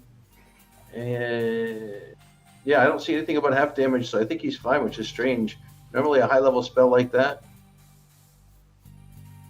a save is only half damage, but it looks like he's fine. All right. Cool. And then everybody can roll initiative. I will investigate and let you know if I'm wrong, but just to keep things moving, for now, we'll say he's just fine. All right.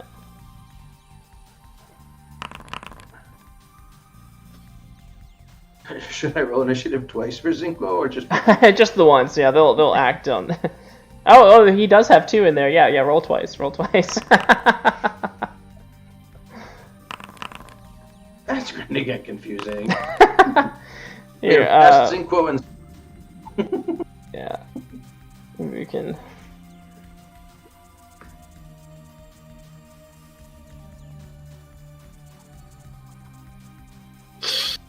Oh, Lord. There you go. See if that helps at all. Maybe. Zinquo and Zinquo 2. There we are. All right. So so the first one up here is going to so while you're doing this in the hallway here, the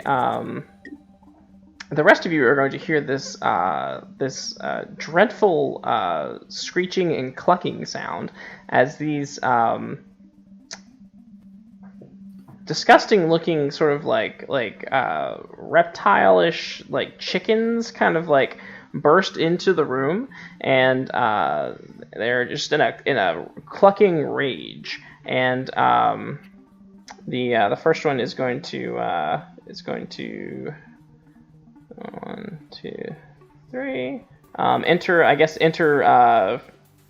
Raynard Reed's thing, so he'll make a wisdom saving throw. Yeah. Okay. And for 12? No. Okay. Wild magic for... Gravian from Minty Lamb. Oh, Minty Lamb has granted some wild magic to Gravian. Target has only 1 hit point per level for the next 3 days. Oh.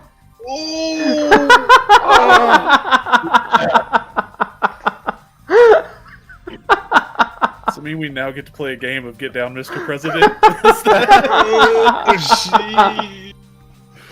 On a good note, I am resistant to a lot of different damages. Yeah, at least there's that. But at least you get a reroll from Minty as well. So Minty has compensated with the reroll the reroll. wild magic?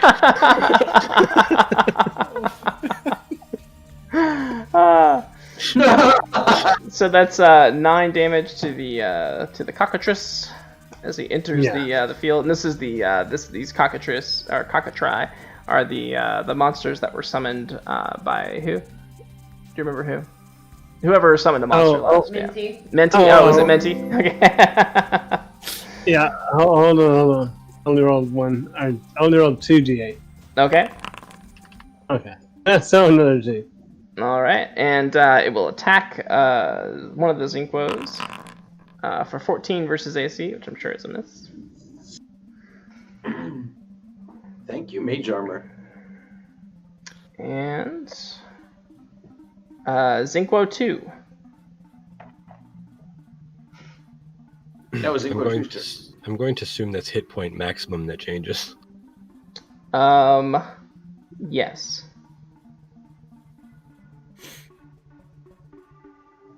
Wild magic right, indeed. It was all funny. Oh, you got a candle on your head. Now, now it's not funny anymore. Now you got 8 hit points in a dream. If somebody just if somebody who has the weapon where you hit and sneeze. Me. Oh god. So if you sneeze too hard, you might blow your candle out and then die. No, I'm gonna stay Got some concentrated magic armor on for my. Gravian. More magic armor for Gravian. A third from set. Snow Girl, and what it does is every time you take damage, it gives off a puff of smoke that smells of lavender.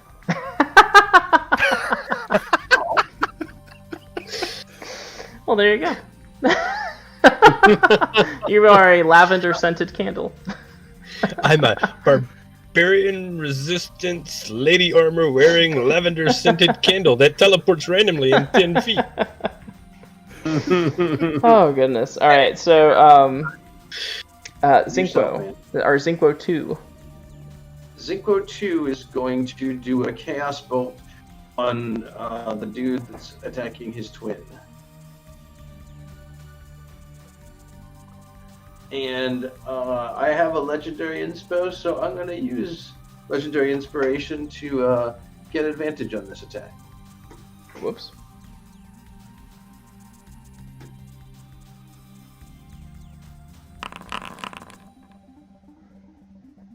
Does a 16 hit? A 16 does hit. Thank you, Legendary Inspiration. All right. 2d8 plus 1d6 damage is 13, it looks like. The d8s did not match. It does not leap. Okay. And the first d8 was a 5, which means it was lightning damage if it matters. Okay. Not in this case, it looks like. But I guess that could be a good thing. And so he lightnings that dude, and that's, I guess that's his turn. All right. Gravian. Well, I knew what I was gonna do, but I'm suddenly feeling a lot weaker.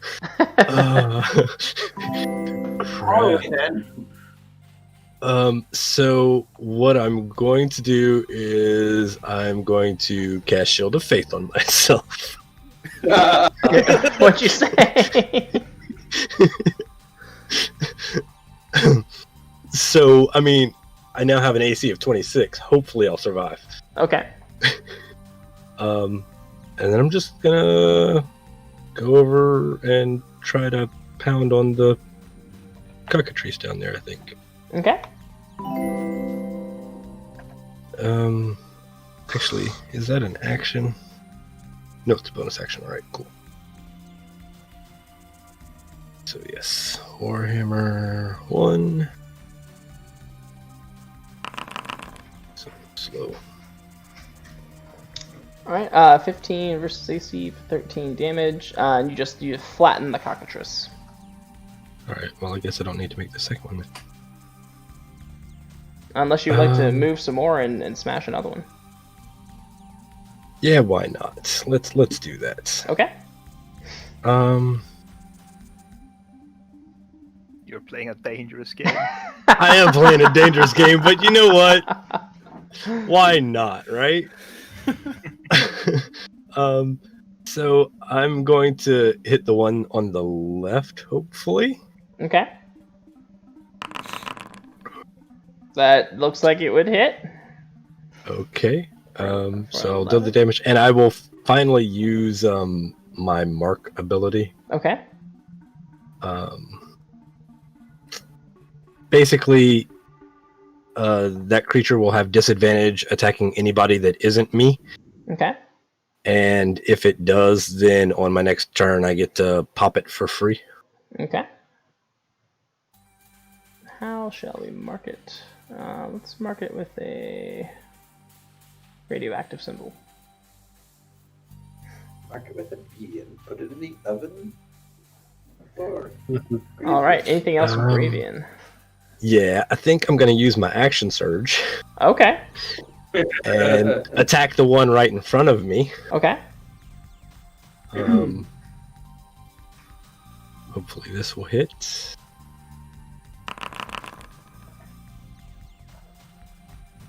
Uh, 25 There you go. will hit. Yep, I will mark it as well. Okay. For, All right, actually, hold on. I think I can only do that once. It's the first creature, so never mind. Okay. Rogue dog.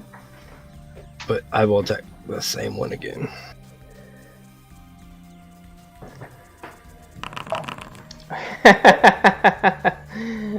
For 13 damage, and which is exactly the amount of damage you need to eradicate it. Nice. All right, that ends my turn. All right, Ulkin.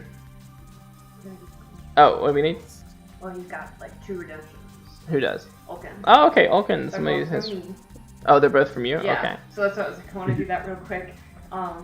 He gets a +2 to his dex Okay. as a blessing, and he also gets to do a +5 to a roll of his choice. Okay. And we got 2 more here. All right. Did you hear all that, Ulkin? Yes. So I got He did. Dex +2 and Plus +5 5 to a roll. Yeah. Yep. Okay. A reroll from me to Zinkwell. Okay. Thank you. And a wild magic on you from Ben. Okay. So I don't know if you want to choose a cockatrice or whatever. You want I'll choose this little guy down here. This little fish guy. For wild magic. The ground now at target's feet is forever barren of vegetation. forever. Forever. All right, and Ulkin.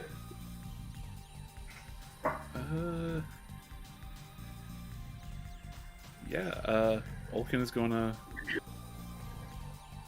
Which movement? 40 feet. Yeah, I'm good. So 5, 10, 15, 20. Come here, baby. Come on. Get right there, and I'm going to start swinging with the kitten mittens. Okay, with the kitten mittens. That's a 15 to hit. Okay. 15 will hit. 14 damage. All right. And next attack, 16 to hit for 23 damage. 16 to hit for how much? 23. Damn. Oh, did you just walk into the sickening idiots? Uh-oh. Oh, did you? Wait, Okay. Can I spend a sorcery point after the fact to make him automatically save, or? Yeah, okay. Yeah, we don't want him taking 4d10 and having a point of fatigue and All that stuff. emitting a sticky green light, all those things. We don't want that. And Those are bad. anything else, Ulkin? Bonus action. Flurry of blows. I'm just going after this guy. Okay. And I'm making it so that all of my allies make their saves, just in case anybody else wants to wander into the hallway. Okay. 25 to hit for 16 damage on the first part of Flurry of Blows. All right. 16. And, I'm going to use the +5 on that 11. So the 15. Okay. So 16 to hit for 15 damage. Very nice. All right. He's still up.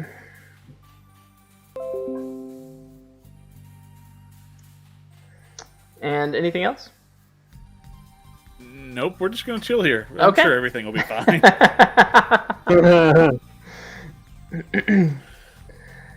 And Baroth. Right. I'll start following up here, see what's going on. Oh, alright. Let's see, it's 5, 15, 20. Okay. Where's the 5? Damn it, I can't get to it properly. No, this is actually a 5-foot step. Yeah, that's fine. So yeah, I'd like to use my halberd to attack this Quarto as well. Okay. Let's see what happens. 25 to hit, and I will expend a divine smite of 2nd level All right. to add to that. Okay. One second. Figure something to eat first. I'll do So 25 damage, 11 plus 5. yes, it's 16 points of damage. All right. Looking rough. Looking very rough. Okay, all right. I'll take my 2nd swing. Okay. 15's a hit. 15 is a hit. All right, 6 points of damage. All right. Anything else? Don't think I have anything else. No. All right. That's it. All right. Cool. Yeah. So he's doing like the Mortal Kombat like finish him kind of like dizzy dance, and but he's still in the game. And let's see what these little cockatrices doing. This one will come around and we'll go after Gravian just because he's there. Although nigh invincible. Oh, crit miss. Not the crit I was looking for, but. Let's see. This one will move over here, fill the place of the other one, and attack. For 18, which is a miss. Yeah, they're only going to hit me on a nat 20. Yeah. So this Kuatoa is going to rally his strength, and with his the last bit of his power, he will try to do something cool.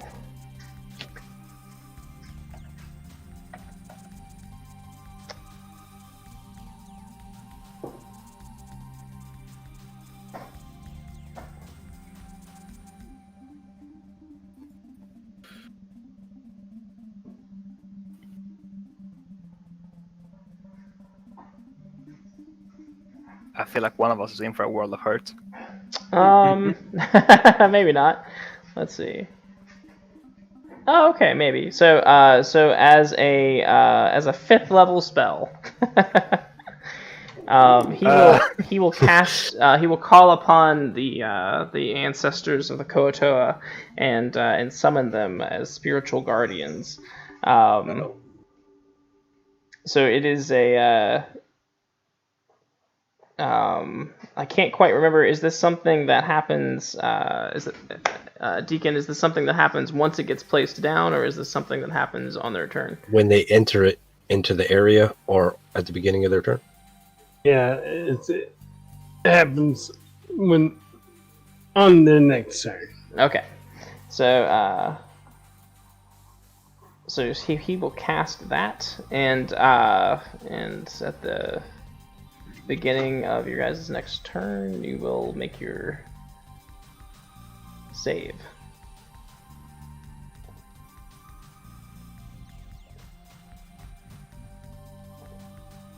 All right, and I'll give him a cool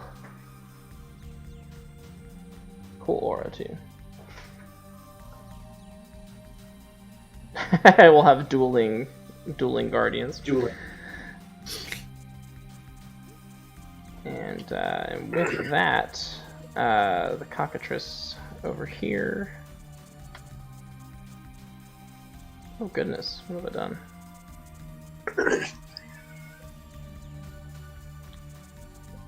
I pushed a button. I'm not sure. Did I accidentally kill somebody or no? Yeah, you killed the Kuatoa. Oh, okay, cool. All right, so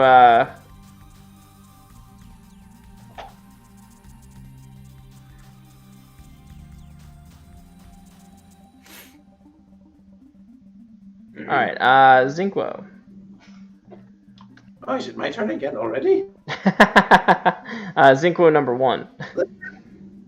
I'm literally beside myself with joy.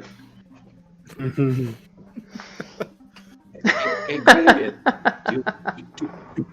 Thank you. I'll be here all night. Do you want more hit points? I would love more hit points. There's a downside. Be a little bit larger and scalier and have big teeth and tiny arms. Oh my. You hear from another room. That doesn't sound too bad. I guess what I'm saying is, do you want to be a T-Rex right now? Sure, why not? It's a once in a lifetime opportunity. Really is. And you're not going to remember it tomorrow, so. Yeah, exactly. So Zinquo is going to polymorph Gravian into a T-Rex. All right. So Gravian Why do I not has have 8 hit T-Rex already? The T-Rex that has replaced him has many more. And as long as those hit points remain, the Gravian underneath is safe.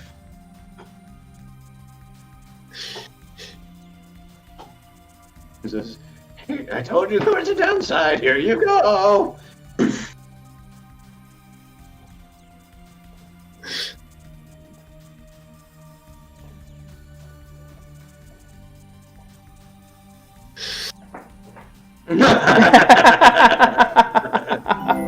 And then I'll take a step back.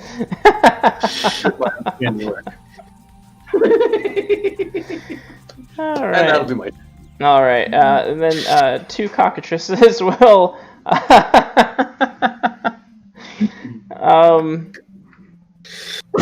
Would they attack a T-Rex? I don't think they would. I think they'll run away. So yeah, they'll just run away. They'll disengage and run away. This is my home now, y'all. I can't fit through the door. Somebody had Raynard Reed, it is your turn. Zinqua never thinks that far ahead. Oh, I totally forgot that Snow Girl was also in my TOA game. They fought 2 Gorillians at level 2 that almost killed them, so I threw a T-Rex to save them. I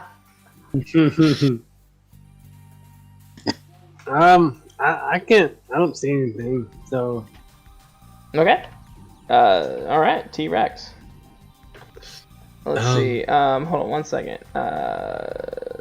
Okay, Zinquo number 2. We're back to you. All right.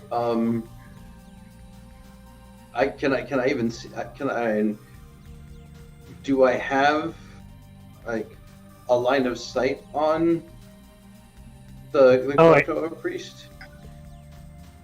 You can. Oh, what happened? I'm gonna take dodge action. Okay. All right, cool.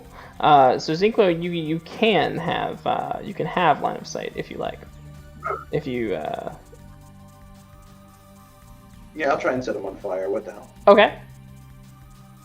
I'll throw a firebolt in there. That doesn't hurt concentration at all. Eep. Yeah, just don't miss. Relax. It's not like I'm gonna roll a 1.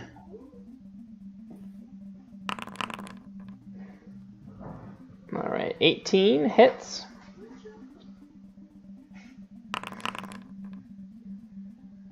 All right, for 6 damage.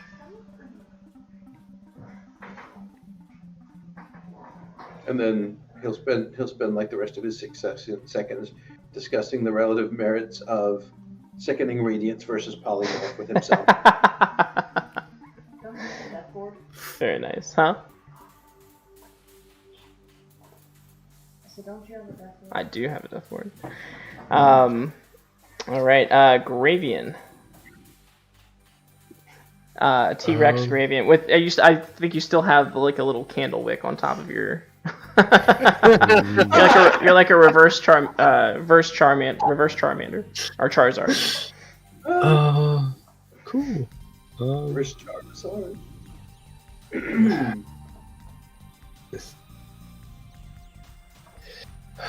There's nothing really in here.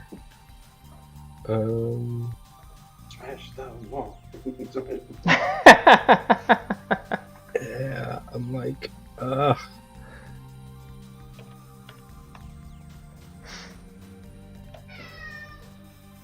have no idea what the movement rate on a. It will be T-Rex it'll be 50. It has a speed of 50. Holy crap! So I guess I should try to squeeze through this double door. Okay. And you can, but it will reduce your speed. No, it'll be like difficult terrain. So. All right. So well, it was 25 to get up to the other side of the door. Well, let's see, because you're so big. It's like, let's see, 1, 2, 3. So it's like 15, right? And then once you get inside, that's when your half movement begins, I think. So, it'd be like. So it'd be like 25, 35, 45. So I could actually get just behind the group. Okay, you guys turn around. Hi.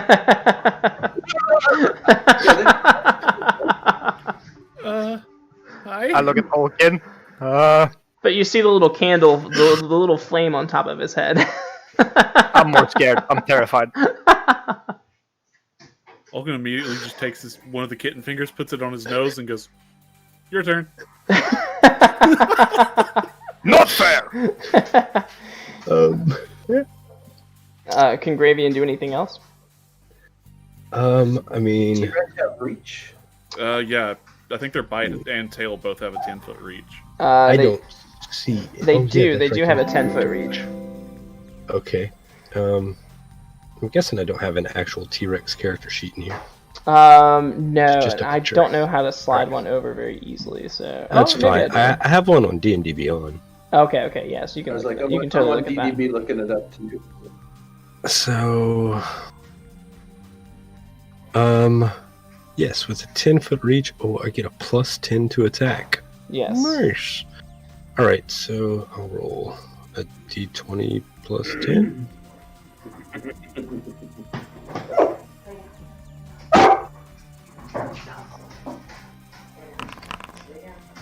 All right, so 18 hit. 18 will hit. All right, let's see. That's 4d12 piercing damage. Damn. Good rolls. And Yeah. I eat him. So the also as you moved into that, make a wisdom saving throw as you moved into the into that area. By the way, The T-Rex gets +4 to that save. agreed. They're Because- within your aura. Yep. And I think you can. I think with per polymorph, I think you would use your wisdom, right? Like your No, because he wasn't in control of it, he has to use the T-Rex's wisdom. All the mental stats. Oh, He okay. retains his personality and alignment and all of that, but he uses the beast's mental stats. Okay. So so roll a wisdom a T-Rex wisdom saving throw, Which is which is the same as mine. So that's oh, okay. And you get to add +4 to it just for knowing Baroth. nice. And then situational bonus +4.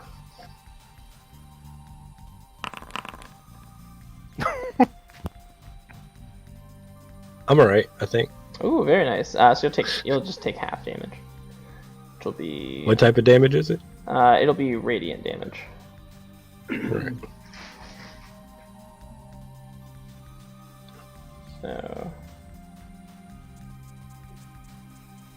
It's alright. I think I can manage it. all right, so half of 21, and then you chomp down on this this fish priest, and Ulkin and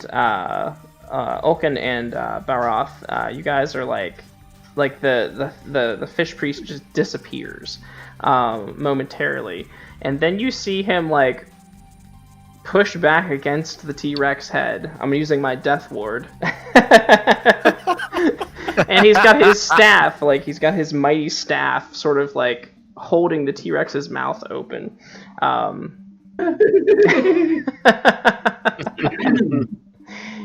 Okay, was there anything Then else? I'll make the tail attack then. Unfortunately, you can't make them against Oh the yeah, same right. person. Because can't make it against the same target. Ah. Yep. All right. I'm done. Hit me into him. All right, so Gravian, Ulkin, go ahead and sorry, hold on. Deck of many things. Oh, deck of many things for who? Okay. Oh, for Ulkin. Let's do that real quick. Uh-oh. Oh no. Balance. Your mind suffers a wrenching alteration, causing your alignment to change. Lawful becomes chaotic, good becomes evil, vice versa. If you are true, neutral, or unaligned, this card has no effect on you. That's bad. Uh-oh. That is really bad. He's a monk for crying out loud. For Gravian from gesturing before they left. There was a poll. Oh, okay. To choose love or chaos. Love was chosen, so Gravian has a death ward in case he were to go down. It would be taking a 1 instead of 0. Okay, so Gravian has a death ward. And then there is a wild magic for Gravian from Snowgirl 15. Alright, wild magic. All non-sentient animals nearby are panic-stricken. What is a non-sentient animal? It's a creature that doesn't have like thoughts. It's not considered a person. So anything with an intelligence lower than 3, basically. Oh, okay. Does that include a T-Rex? Can I panic strike myself? He is the T-Rex, though. I have an intelligence of 10 as a T-Rex. Thank you very much. Oh, okay. Then we have a spawn moth. Does that mean we could theoretically teach the T-Rex to read? Maybe.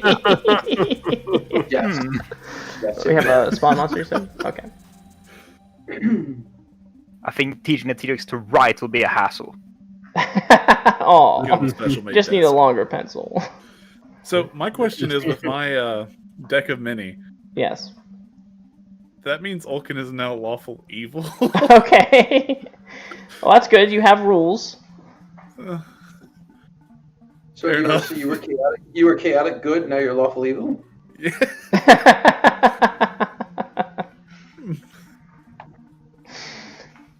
So I'll leave the details of that up to you. And we have had a summon monster, so I'm gonna throw something else in here that you guys won't see just yet.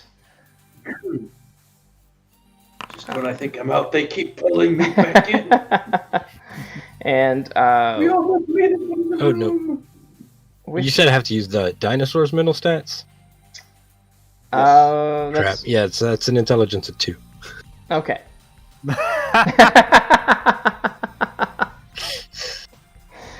I forgot D&D Beyond does the wild shapes with my mental stats. So are you? Does the T-Rex become panic-stricken? Of myself? I don't know. Let's let the poll decide, I guess. Oh, make a pull. And in Ulkin, wisdom saving throw, please, Oh, yep. With a +4. with a +4. Oh. To me, that's the hardest part about being like a like buffing the party is reminding people like that I put that on. Like I'm the worst with that. Like with bless.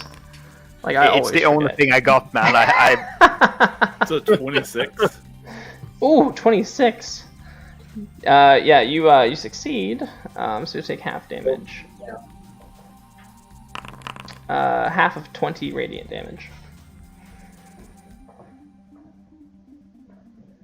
And then it's your turn. So I'm gonna at least take one swing at this person. okay. Fluffy kitten mittens. Fluffy kitten mittens. Don't fail me now. You hit.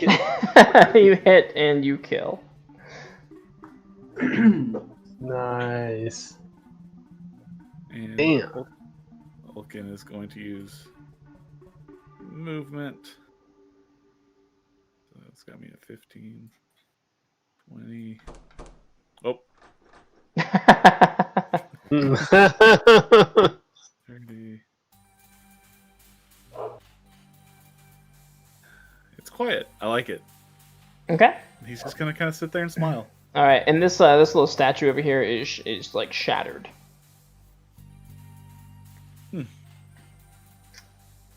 Fair enough. And all right, Broth. wait up, and I'll try and catch up to him. Okay. But I can't. I only get to here. Okay.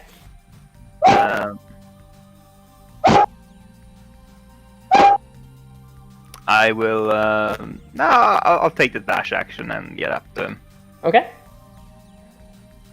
She's like Go hardest to run in plate mail. No. Not as hard as it is to squeeze through a 10-foot corridor as a 15-foot creature. You know what's worse is we didn't open that other door for you. The struggles of being a T-Rex. Yeah. It was a tie. It was a tie. I'll say tie defaults to no. I'll break the tie. I think we got enough going on right now. He's dead. All right. Zinkwo.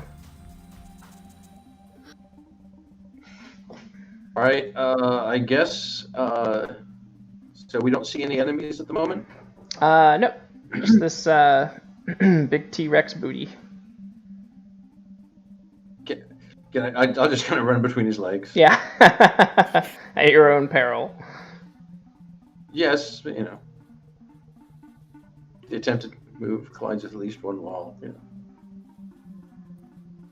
30 feet gets me there. Okay. And I don't see anything threatening, so. You know. And there doesn't seem to be any trouble in the hallway. I'll leave the spell up for now. Well, that's all right. We're both pretty much in the same place, so we'll just see anything threatening. But I'll leave the spell up for now. Nothing hurting. Okay. And actually, I guess you guys combat is over. So. Oh wait, no, it's not. Never mind. Sorry. I thought it was, but it's not. Go ahead, Zinkwo. Was there anything else? That's it. No, there's no threats for the moment, so. Okay. So.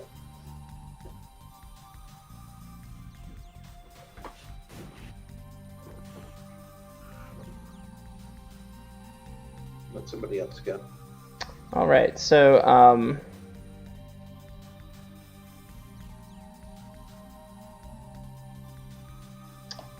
this large bug. I guess we'll have to make a wisdom saving throw.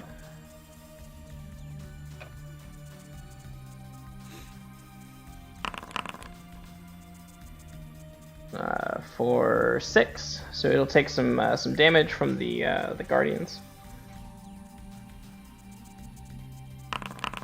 17. Okay.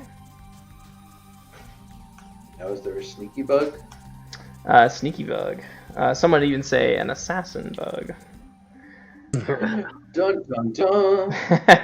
And it will sort of wisp over to you and try to bite you, Reynard.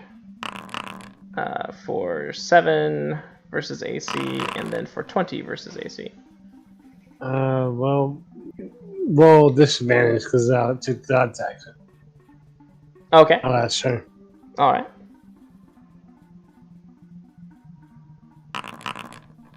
For 18 versus AC. Yes. Okay. And then Reynard Reed, it is your turn.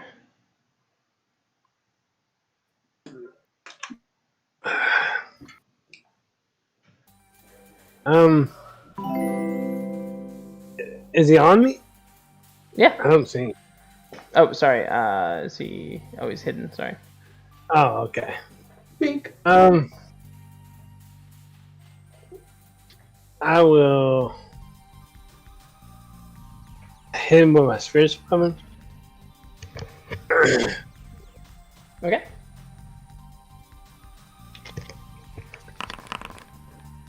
There's 22.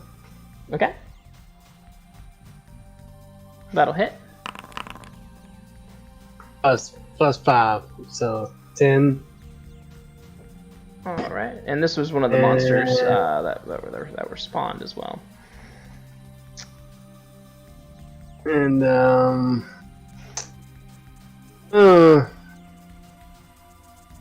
yeah, dodge action again.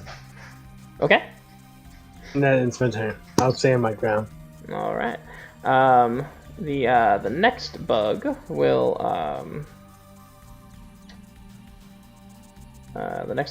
also make a wisdom saving throw.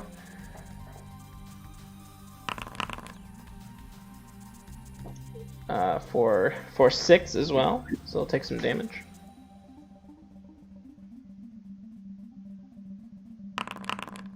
$18. All right. And it will fly down as well, but instead of flying down towards Reynard, it's going to come over here to one of the Zinquos and make a biting attack for 20 versus AC. That will hit. Okay. For 6 piercing damage, and then make a Constitution saving throw. Because I am resistant to piercing. Oh, nice. Constitution save.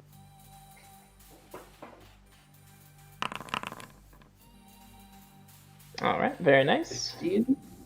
And it will bite you one more time for 16 versus AC. That does hit. Okay, for 4 piercing damage this time, and then another Constitution saving throw. I would also have 2, so that's 5 total. Okay. Constitution saving throw. Don't like that. I'm going to use my reroll. That, Oh, okay, using the reroll. Maddie gave me. Oh, that fourth buff Maddie. gave it. Yeah. Oh, That was any better. But it was still a valiant attempt. all right. So yeah. So you will. So as the bug bites you, you'll feel this. You'll feel this numbness spread throughout your body, and you will find that you are paralyzed. Ooh. Does that mean that I lose concentration on my sickening radiant? I don't know. Does that? Nope. No. Okay. Alright. Paralyzed doesn't make you lose concentration. All right. Cool. Although the 2 hits, I should have to make concentration Concentration checks, yes. Okay. Let's see. Concentration is just constitution, right? Yes, it's a Constitution saving throw. And I think So- DC is And The because, damage you took or 10. okay. Yeah, so.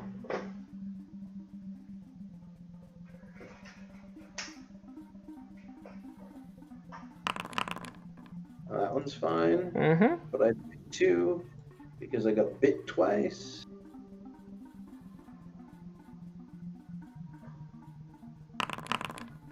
Alright, so the sickening radiance is still up. Okay. Orokin! Oh, that reminds me, I probably need to make a saving throw for Shield of Faith.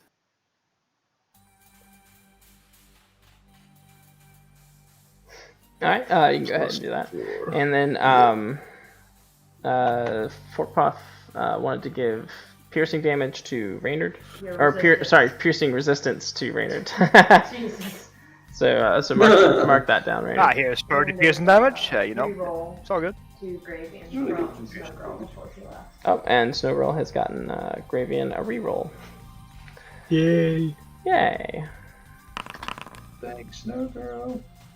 All right. Cool. And Zinquo 2 Alright, Zinko 2 is paralyzed. is paralyzed. Check one thing. And you can make a saving throw, I think, at the end of your turn.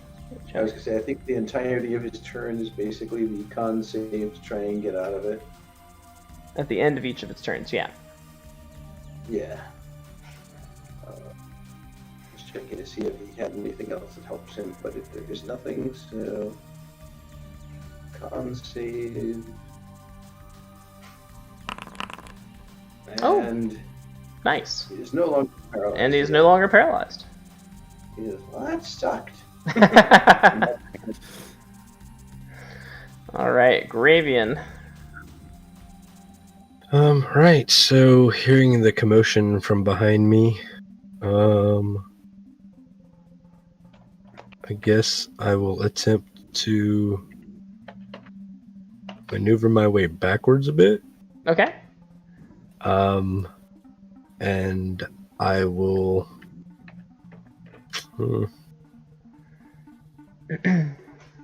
I will bite the assassin bug that's between the two of them, because it's the only one I can reach. Okay.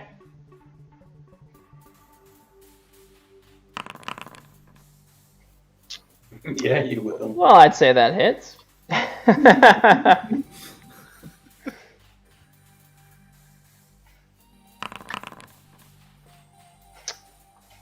Nom nom nom. Yes, devastating, but not dead. All right. So can I make an attack with my tail against the other one?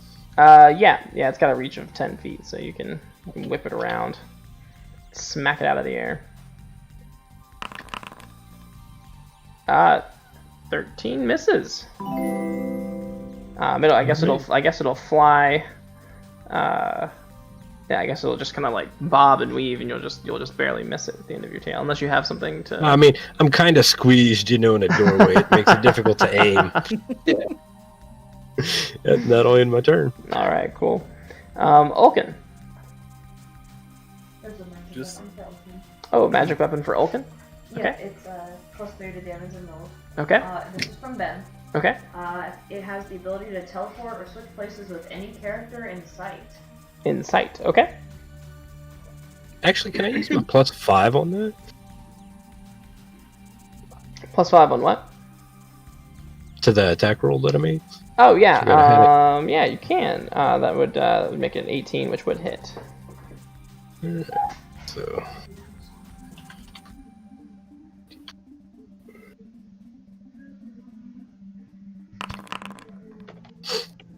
$22 points.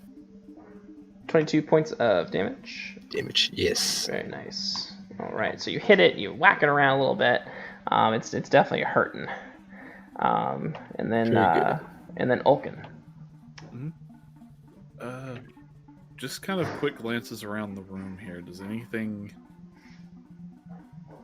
seem out of ordinary other than the broken statue, or? Give me a perception check or investigation, whichever you prefer. Definitely perception.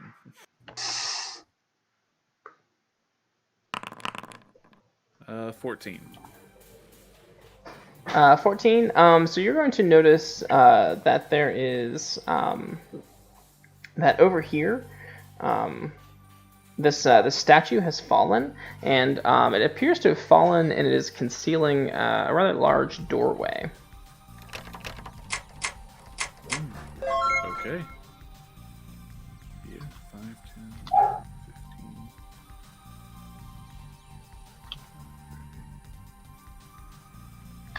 15. 40.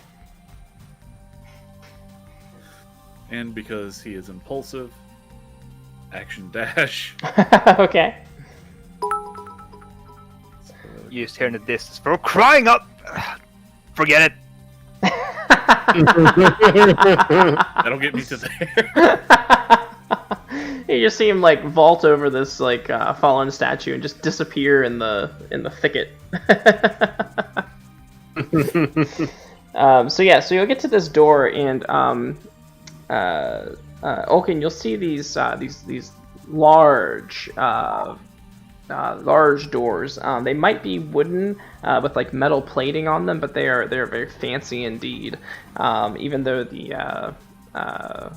we'll say it's like plated with copper, even though the copper has is like all green and kind of gross looking. You can tell at one time these were like very fancy doors.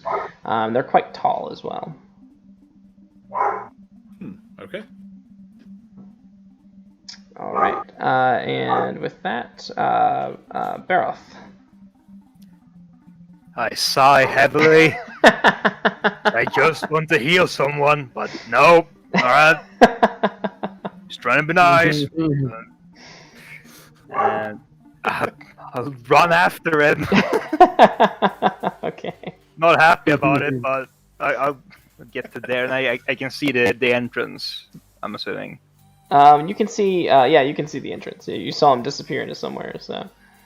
Okay, I'll take the dash action and follow him. Okay. He's just like crying out loud. And you see these large metal plated doors as well. All right. Oh, go ahead. Yeah, that's it. That's it. Yeah. All right, Zinquo Prime. Zinquo Prime. All right.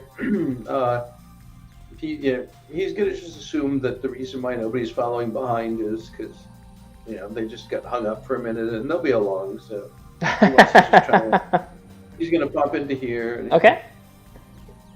And you may have seen the other two dashing across the room in this sort of direction. I kind of saw him go up in this direction. I'm like, oh, all right, and I'll just.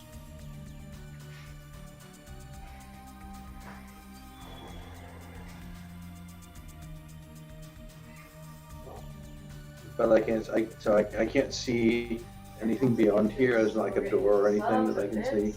You can see There's a hallway up here. Yeah, you can see that the statue has fallen over and the thicket has sort of overgrown. But since you're looking in that direction, you're kind of following their movements. You can see that there is a passage to the other side. And that's kind of. And I'll be like, where are you guys going? And that'll basically be my turn. Okay. So you call out to them. You could probably see. I can see Barth there. I'm keeping eyes here, and it's like, okay, I know there's guys right over here. I can hear the T-Rex smashing things, so I know they were still over here, and I can see him, and I'm like, all right, I'll kind of try and be a bridge. Did you want to respond to his question, Baroth? Ask him. I don't know who he's talking about because I don't see anyone. Right. That's the halfling. And I'll just do like kind of a perception scan of the room for like anything interesting or like eggs or anything like that. Oh, okay. Oh, yeah. Give me a perception check.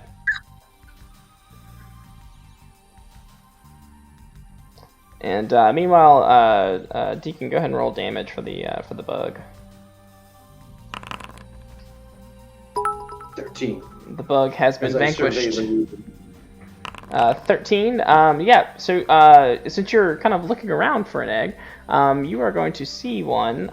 It's sort of tucked away. It's kind of tucked away over here. It's just barely sort of cropping out of a fern. That'll be like one of the last things I do, but as like it's just like an afterthought. Hey, we're looking for an egg.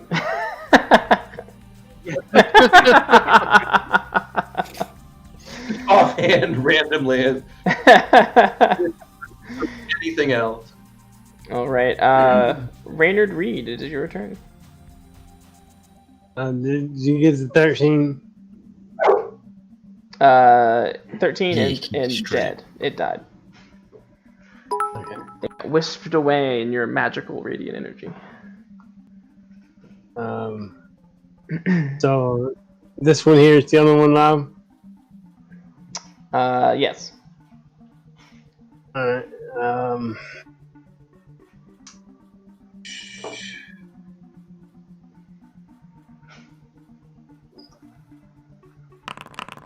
22 hit the spiritual weapon. Spiritual weapon 22 hits.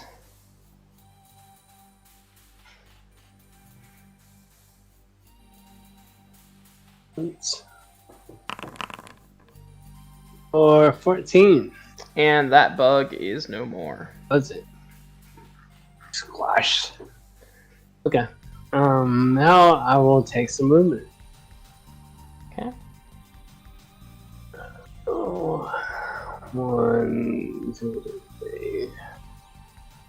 Oops. Damn it.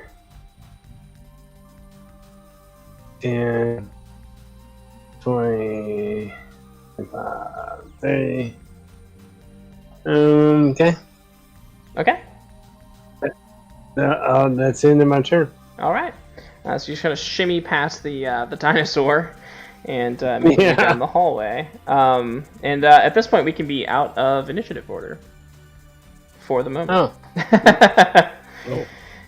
So you guys can do what you need to do. Please, just hold Please, my way. hold one moment. Oh, Deacon, are you going into the water? What? It's water? Huh? It's water? Yeah. This all this blue here is water. Oh, I can't tell. No.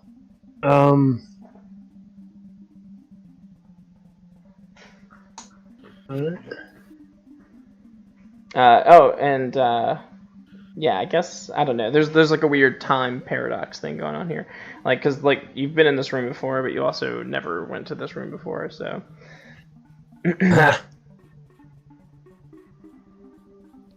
Wait, Oaken, do you still move away from Barrow? Or No, he's just gonna sit there and like tap his foot and just. I mean, like, so when my large giant ass T-Rex farm gets in here, I automatically hit the water.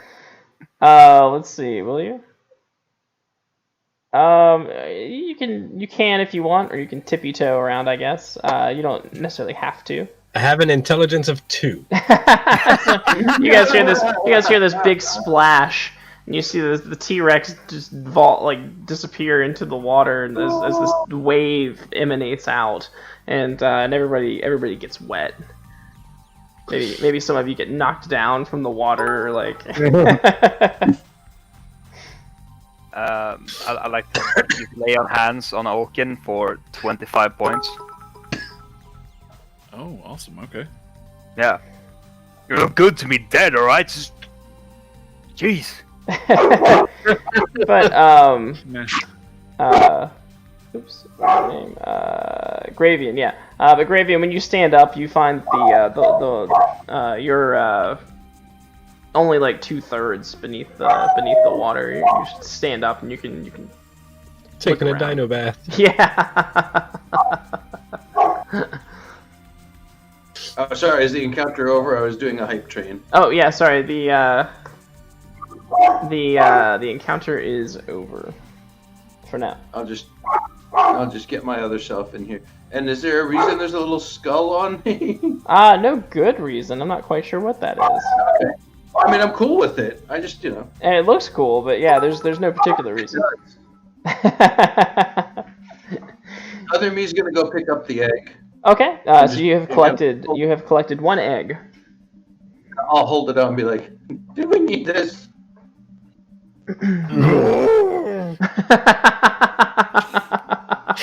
So the doors to my right here. Yeah. If I try to open them, are they? They appear to be, they appear to be locked. I'm going to attempt to unlock them. Okay, give me a throw. This way. And I'll kind of, others Inqua will kind of guide people to where everybody ran off.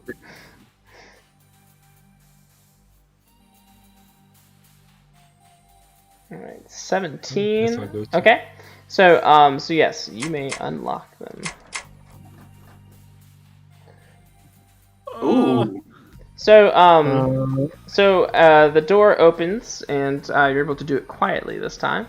And you see, looking away from you, sitting in another pool of water.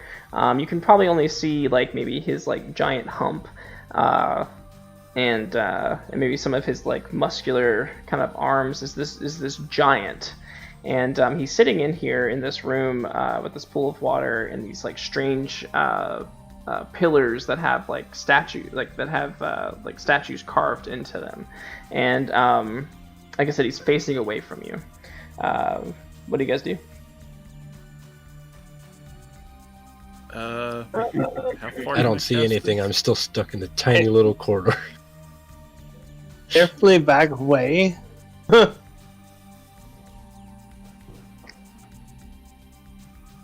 I'm readying myself for the worst.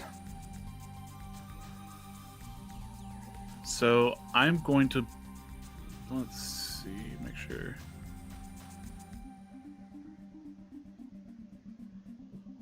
Yeah, I'm gonna burn 2 key points Okay. to deal with this. Okay.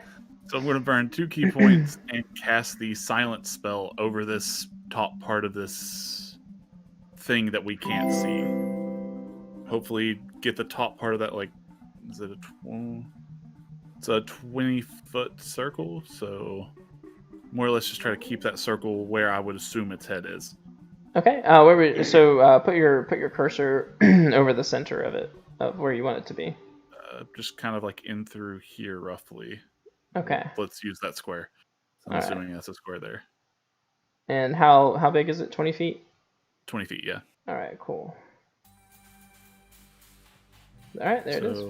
It theoretically should not be able to hear us. Okay. What is it? Deck of Many Things has just been redeemed for the giant. Oh, great! A giant with class levels. That would be fun. He loses 10,000 XP. Discard this card and draw from the deck again, counting both cards as one of your. Wait, he loses 10,000? He loses 10,000 XP. I don't know what that does to him. I'm sure we can, but he does draw again. Nothing, because he doesn't have class levels. He has an amazing magic weapon. Fantastic. It's great. Oh goodness. What should that magic weapon be? We'll take recommendations in the chat. That's something he's proficient with. So, club. All right, and How about a nice soft pillow? some kitten mittens. We have magic dagger.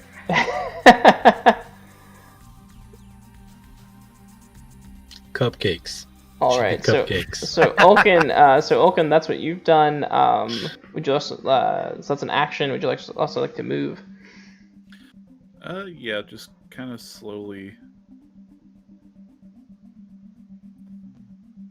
try to kind of move on in. Does anything kind of look out of place in this room, or? That would probably require like a history check, maybe.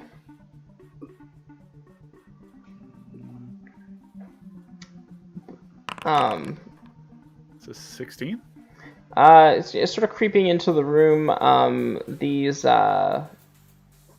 Each of these pillars seems to. And this is this is fitting for your new alignment. Each of these pillars seems to represent some sort of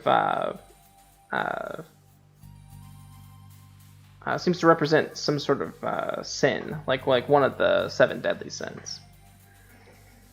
Okay.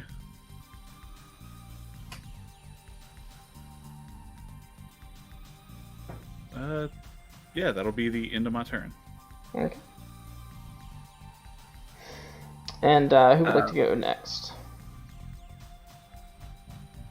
I mean, are we in turn order right now? I mean, I'm stuck in this hallway until the party moves. Can't squeeze my giant T-Rex ass through. I will let you. We'll do a turn order, but I'll let you guys decide what the order is. Okay, well, since I'm kind of in the lead here, Blow things up. I like to prepare to activate my conquering presence if the giant sees any of us. Okay. And I will move. Damn it! Close the door. Just start moving down. Okay. Yep. Who would like to go next? I guess I'll go next. I will. Oh, let's see. Does the giant have to make a saving throw if you move towards it? Oh. No. No. Okay. You can't be forced into Spirit Guardians. They have to willingly move into it, or if they're in it at the start of their turn. Okay. Cool. Yeah. And I will take the dodge action. Okay. Who would like The to go next? Zinkos are going to make a hole for the Zinkos are going to make a hole for the T-Rex because they know anything they do is going to be unsubtle and disruptive. So Accurate. if people are going to try and position themselves, Zinkos are going to wait until people are in position before they unleash whatever holy fury they're going to do. Okay.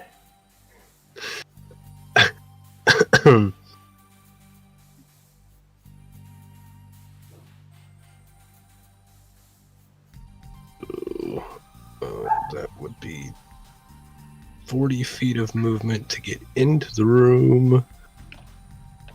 And I guess I'll just move up because there's no way he's not gonna notice me. All right then, everybody. Big ass T-Rex. I guess we'll roll initiative now. The Sequos will basically get, right up to the door, and maybe they'll we'll kind of like sneak over to here, so that we can.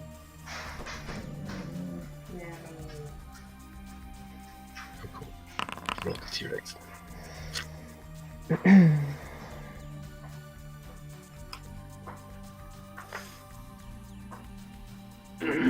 Cole has decided that the dagger hammer Okay. that does 3d6 damage. Oh, okay. Like 3d6 extra damage? Or just 3d6 damage? Okay. well, the thing he has already does 3d8 damage. Oh shit. Yeah. Oh, that's no good. So then just, I guess. Let's just give it 3d6 extra damage. Oh, I mean, okay. how about we just make it a +3 weapon like what we get? +3 weapon? I mean, I'm okay with the extra I mean- 3d6. Yeah, let's give him an extra 3d6. Yeah, I'll give him an extra 3d6. Oh Jesus. It'll have like daggers, the daggers of previous fallen adventurers just stuck all in it. Jesus. So it just does slashing damage instead of bludgeoning damage. Piercing damage. Piercing. Sure. All right, It's like a so blade barrier on a stick. Ulkin. It's the total versatile weapon. Slashing, piercing, or bludgeoning. It chooses. Ulkin, you are first. However, the giant is standing up. It has noticed your presence, which triggers Baroth's thing that he prepared. So Yeah, my conquering presence. So he has to do a wisdom save. So he has to do a wisdom otherwise, save. he's frightened of me Okay. for a minute. Come here, Pupper.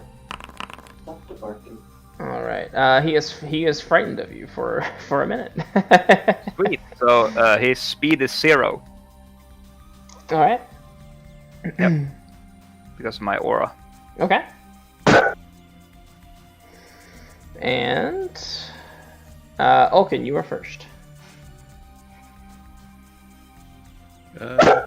Yeah. We're just gonna start throwing hands with this thing, or at least try to. Okay. Fluffy kitten. Fluffy kitten mittens. 11 to hit. Yeah. Yeah. So 16. 16 will 11. hit. Oh, sorry, 11. Oh, sorry, 11. Unfortunately. 11 will not hit. Okay. Extra attack. Natural 20. Ooh. Ooh.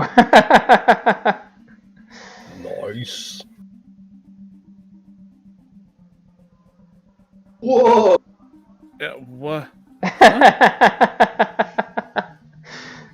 So, you just you pop up and just smack the ever living fuck out of him, like. You went from a kitty cat to a puma.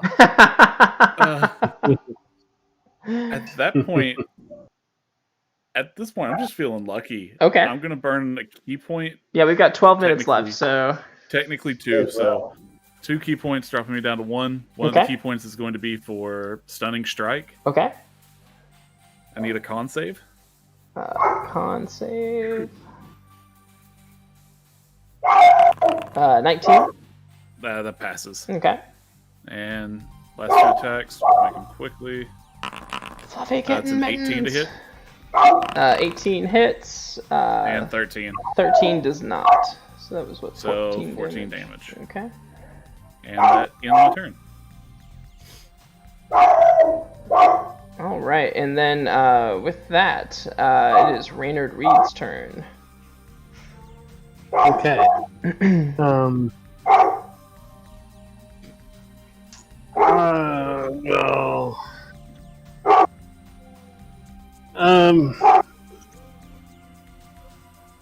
I'm throwing seven rounds with my special weapon. Okay.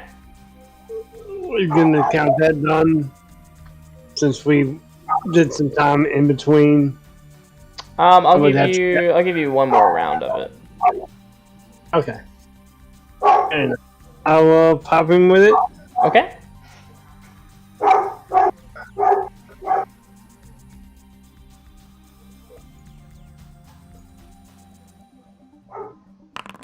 Uh, 27 hits. 20.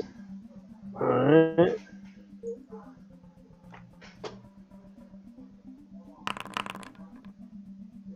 $14 radiant damage. All right.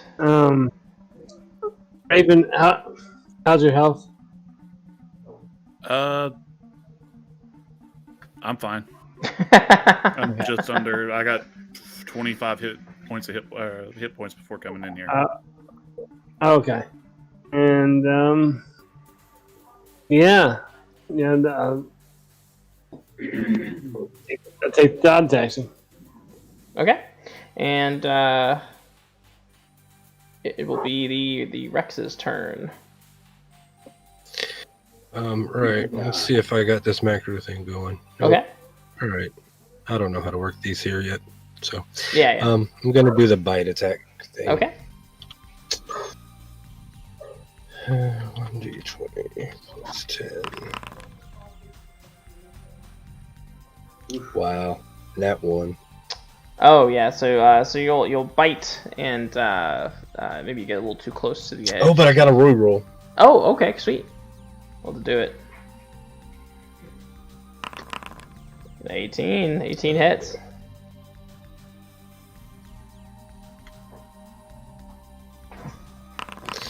Ooh, 36 damage.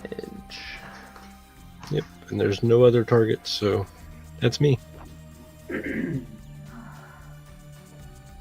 Okay, and that's you. Zinquo 2. All right, this little Zinquo is gonna burn his other 4th level spell slot, and he's gonna. He has a clear line of sight with nobody in front of him here. Okay. So, and I don't see anybody on the other side there. I'm looking at them. I'm trying to figure out. I don't see where everybody is, but I don't see anybody in my path. So I'm gonna do a level 4 lightning bolt. Nice. Dex save 6.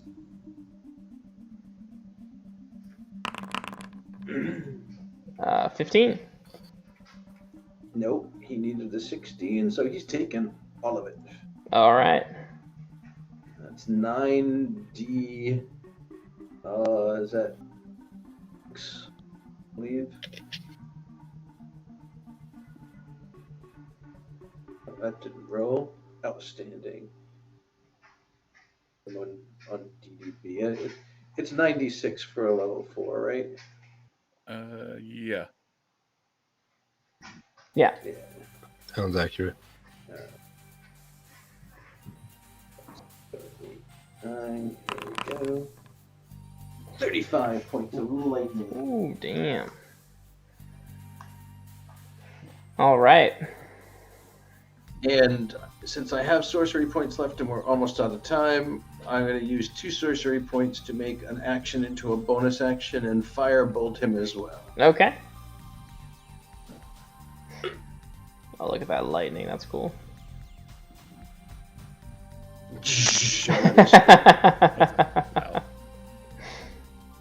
All right.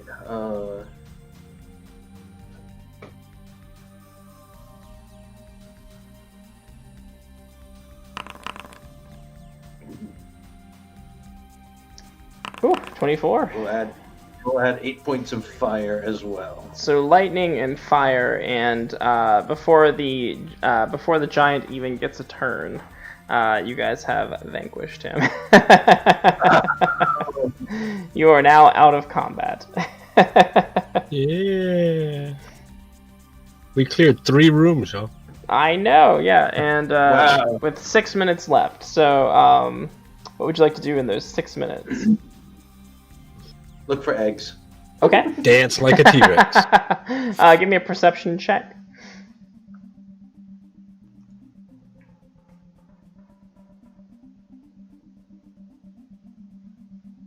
Just me. Nobody else wants to look for these egg things. Okay. So you find no eggs in this room, Zinquo, but you will find a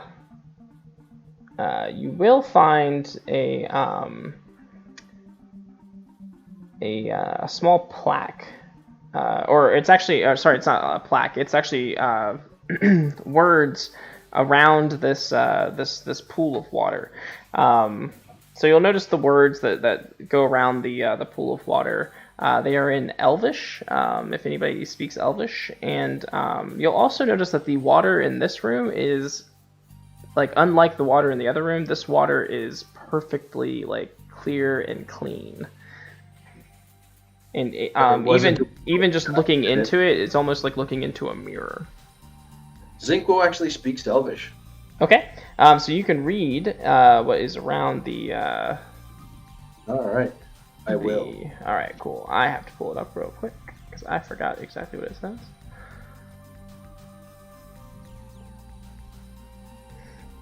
Okay, yeah. So so it says, darkness gives birth to light, and light gives birth to darkness. Without one, there cannot be the other. Reflect on this.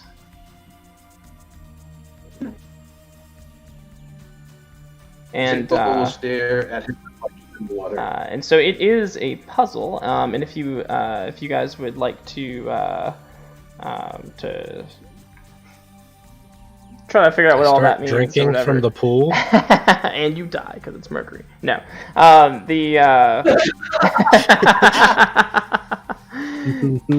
so if you'd like to try to figure it out or whatever, you can. If you would like to just roll, have somebody roll an intelligence check to figure it out, you guys can do that too. Ooh, let me do it with my 2 intelligence. We're gonna just try to snuff our torches real quick. To snuff the torches. Okay, you can do that. Where there's no natural light or anything inside here. Okay. You gonna climb on my head? The pool itself seems to emanate light. Well, can you say the poem one more time for us? Yeah, absolutely. Never again. Darkness gives birth to light, and light gives birth to darkness. Without one, there cannot be the other. Reflect on this. Anybody have a light spell? Yes, but not as a T-Rex. I was gonna say, with the lights off, you said that the pool itself gives off a glow. Yeah, it doesn't it doesn't light the whole room, but it has sort of this this glowing property to it. I'm gonna un-T-Rex you. This concentration of this stuff. Excellent. I'm stunned. Okay. Like I said, if somebody wants to roll an intelligence check, we can just leave it up to a roll if you like. I mean, I'm a flat 0, so. Mm-hmm. Same. Okay. +1. I believe we found the one. And if Ulkin would like to aid with the history check, you can have advantage on it. Sure. Well, the history check you already made, so. Oh yeah. That you succeeded Sorry. on. So you can aid and give advantage.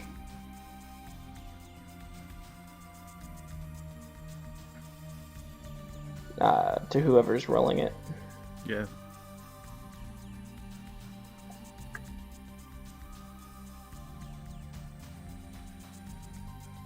Who's gonna roll? Somebody roll that intelligence check. I'm a +0, so it shouldn't be me. Exactly. I have a +1. I can do it. Go for it. You have advantage. You're better than all our Go for it. +0s. So Yeah, Guy in the room. Congratulations. Arrow will try, I guess. 14.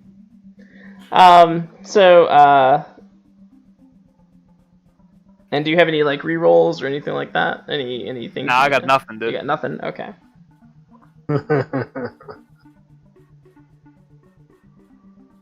All right. So it's not good enough for an answer, but I'll give you a hint. Each of the bringing it back to what Ulkin discovered before, is that each of these statues sort of depicts a one of the 7 deadly sins. Looking around the room, you can see that that each one has its own thing. Let's see. there's like a depiction of someone taking a gold piece from a beggar. There's a depiction of a very vain, like peacocky kind of person, to represent like pride, and so on. So each one is sort of represented here. And What if we did the opposite in front of each of them, and like as their reflections, the darkness and the light? Might as well try, and I toss a gold coin to the beggar one. Okay. Can we try and figure out what the opposite is of each of the things and try and do the opposite in front of the statues?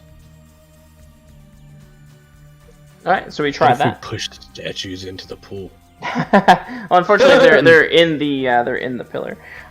So each of you want to enact the opposite of one of the pillars, and just go through real quick and tell me how you do each one. Someone puts a gold to the beggar, right? Yeah. All right. And I guess you can just so it's greed, pride, sloth, gluttony, lust, envy, and wrath. So I guess each of you can tell me how you would opposite that.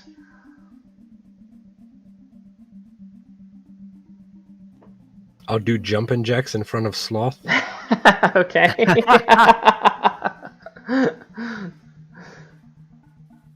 I'll give away some rations in front of gluttony. Okay.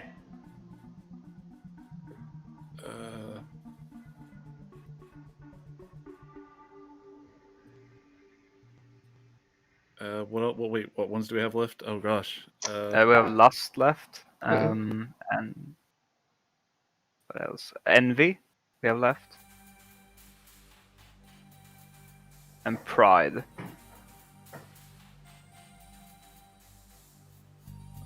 In front of the one of pride, I will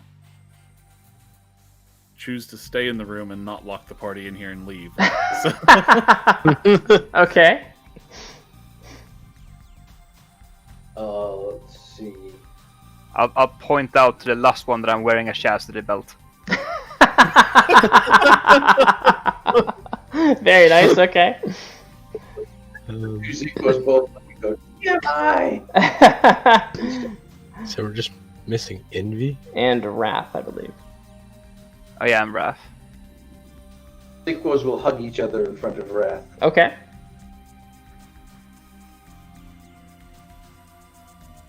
For in front of envy, I'll congratulate someone else. Okay. And so at this point, after you've enacted each thing, the pool will shimmer and it will part, revealing a very large gemstone at the bottom of the pool. Excellent. I'll go retrieve it. Okay. And that is the dungeon for the night. So we'll do some outro sort of stuff, and then we'll set up a raid, and then we'll call it a night. So again, we want to give a special shout out to the Storytellers Union. They're super awesome. Twitch.tv/team/Storytellers Union. There's a bunch of awesome streamers who are on there, and you can always find something cool to watch. And then shout out to dndwow.com. Make sure you use if you want one of the big 30mm D20s that we give away on here sometimes. Make sure you go to dndwow.com and put in the code the Action Sturge to get 10% off your order for one. And a big thank you to Peach Skull Art. To Peach Skull Art for our awesome picture, and check her out on twitter.com/peachskullart. And we'll go. Oh my gosh, we just. Oh my goodness! Wow. Well, hello, shared experience. You've caught the tail end of the stream, unfortunately, but thank you so much for coming and saying hi. We do appreciate it. And with that, we'll go ahead and we can we'll start with the Plaster Dragon, and you can tell us who you are and what you're representing and all that stuff. Yep, Plastered Dragon, twitch.tv/the Plastered Dragon, Extra Life charity channel where we play D and other video games and stuff on different nights, and just always a good time coming over here for the insanity. This was by far the craziest I have been a part of. Cloned goblins, candle-headed T-Rexes, and kitten mittens. I mean, I can't even. Thank you so much for a great time. I'll come back anytime you want me. Oh, thank you so much, Plastered. Kilted Cajun? Yeah, you can find me on Twitter at Kilted Cajun because I am everywhere except for where I should be. So this was definitely insane, and if it occurred at a time that wasn't 1 a.m. for me, you'd probably see me a lot more. Fair enough. Thank you very much. And Mort Cake? Hi, I'm Moral Cake. I don't really represent anything. It's always a blast being here. I love coming to these meetings. It's currently 5 a.m., so I'm off to bed because I have classes in 4 hours. Wish me luck. Understood. It's Raven? Again, I'm Raven. It's always fun to be here. Always a blast. These dungeon crawls are the best part, like the best parts of the chaotic parts of D&D. So it's always a blast. Always enjoy being here. Thank you all for having me. Absolutely, anytime. And Deacon Smith, did you want to say anything? Say goodnight. All right, and thank you and good night from the Action Sturge. Are we raiding? All right, let's go ahead and go raid. Rob Roland, and everybody have a good night. Thank you so much for being a part of this. And we will start.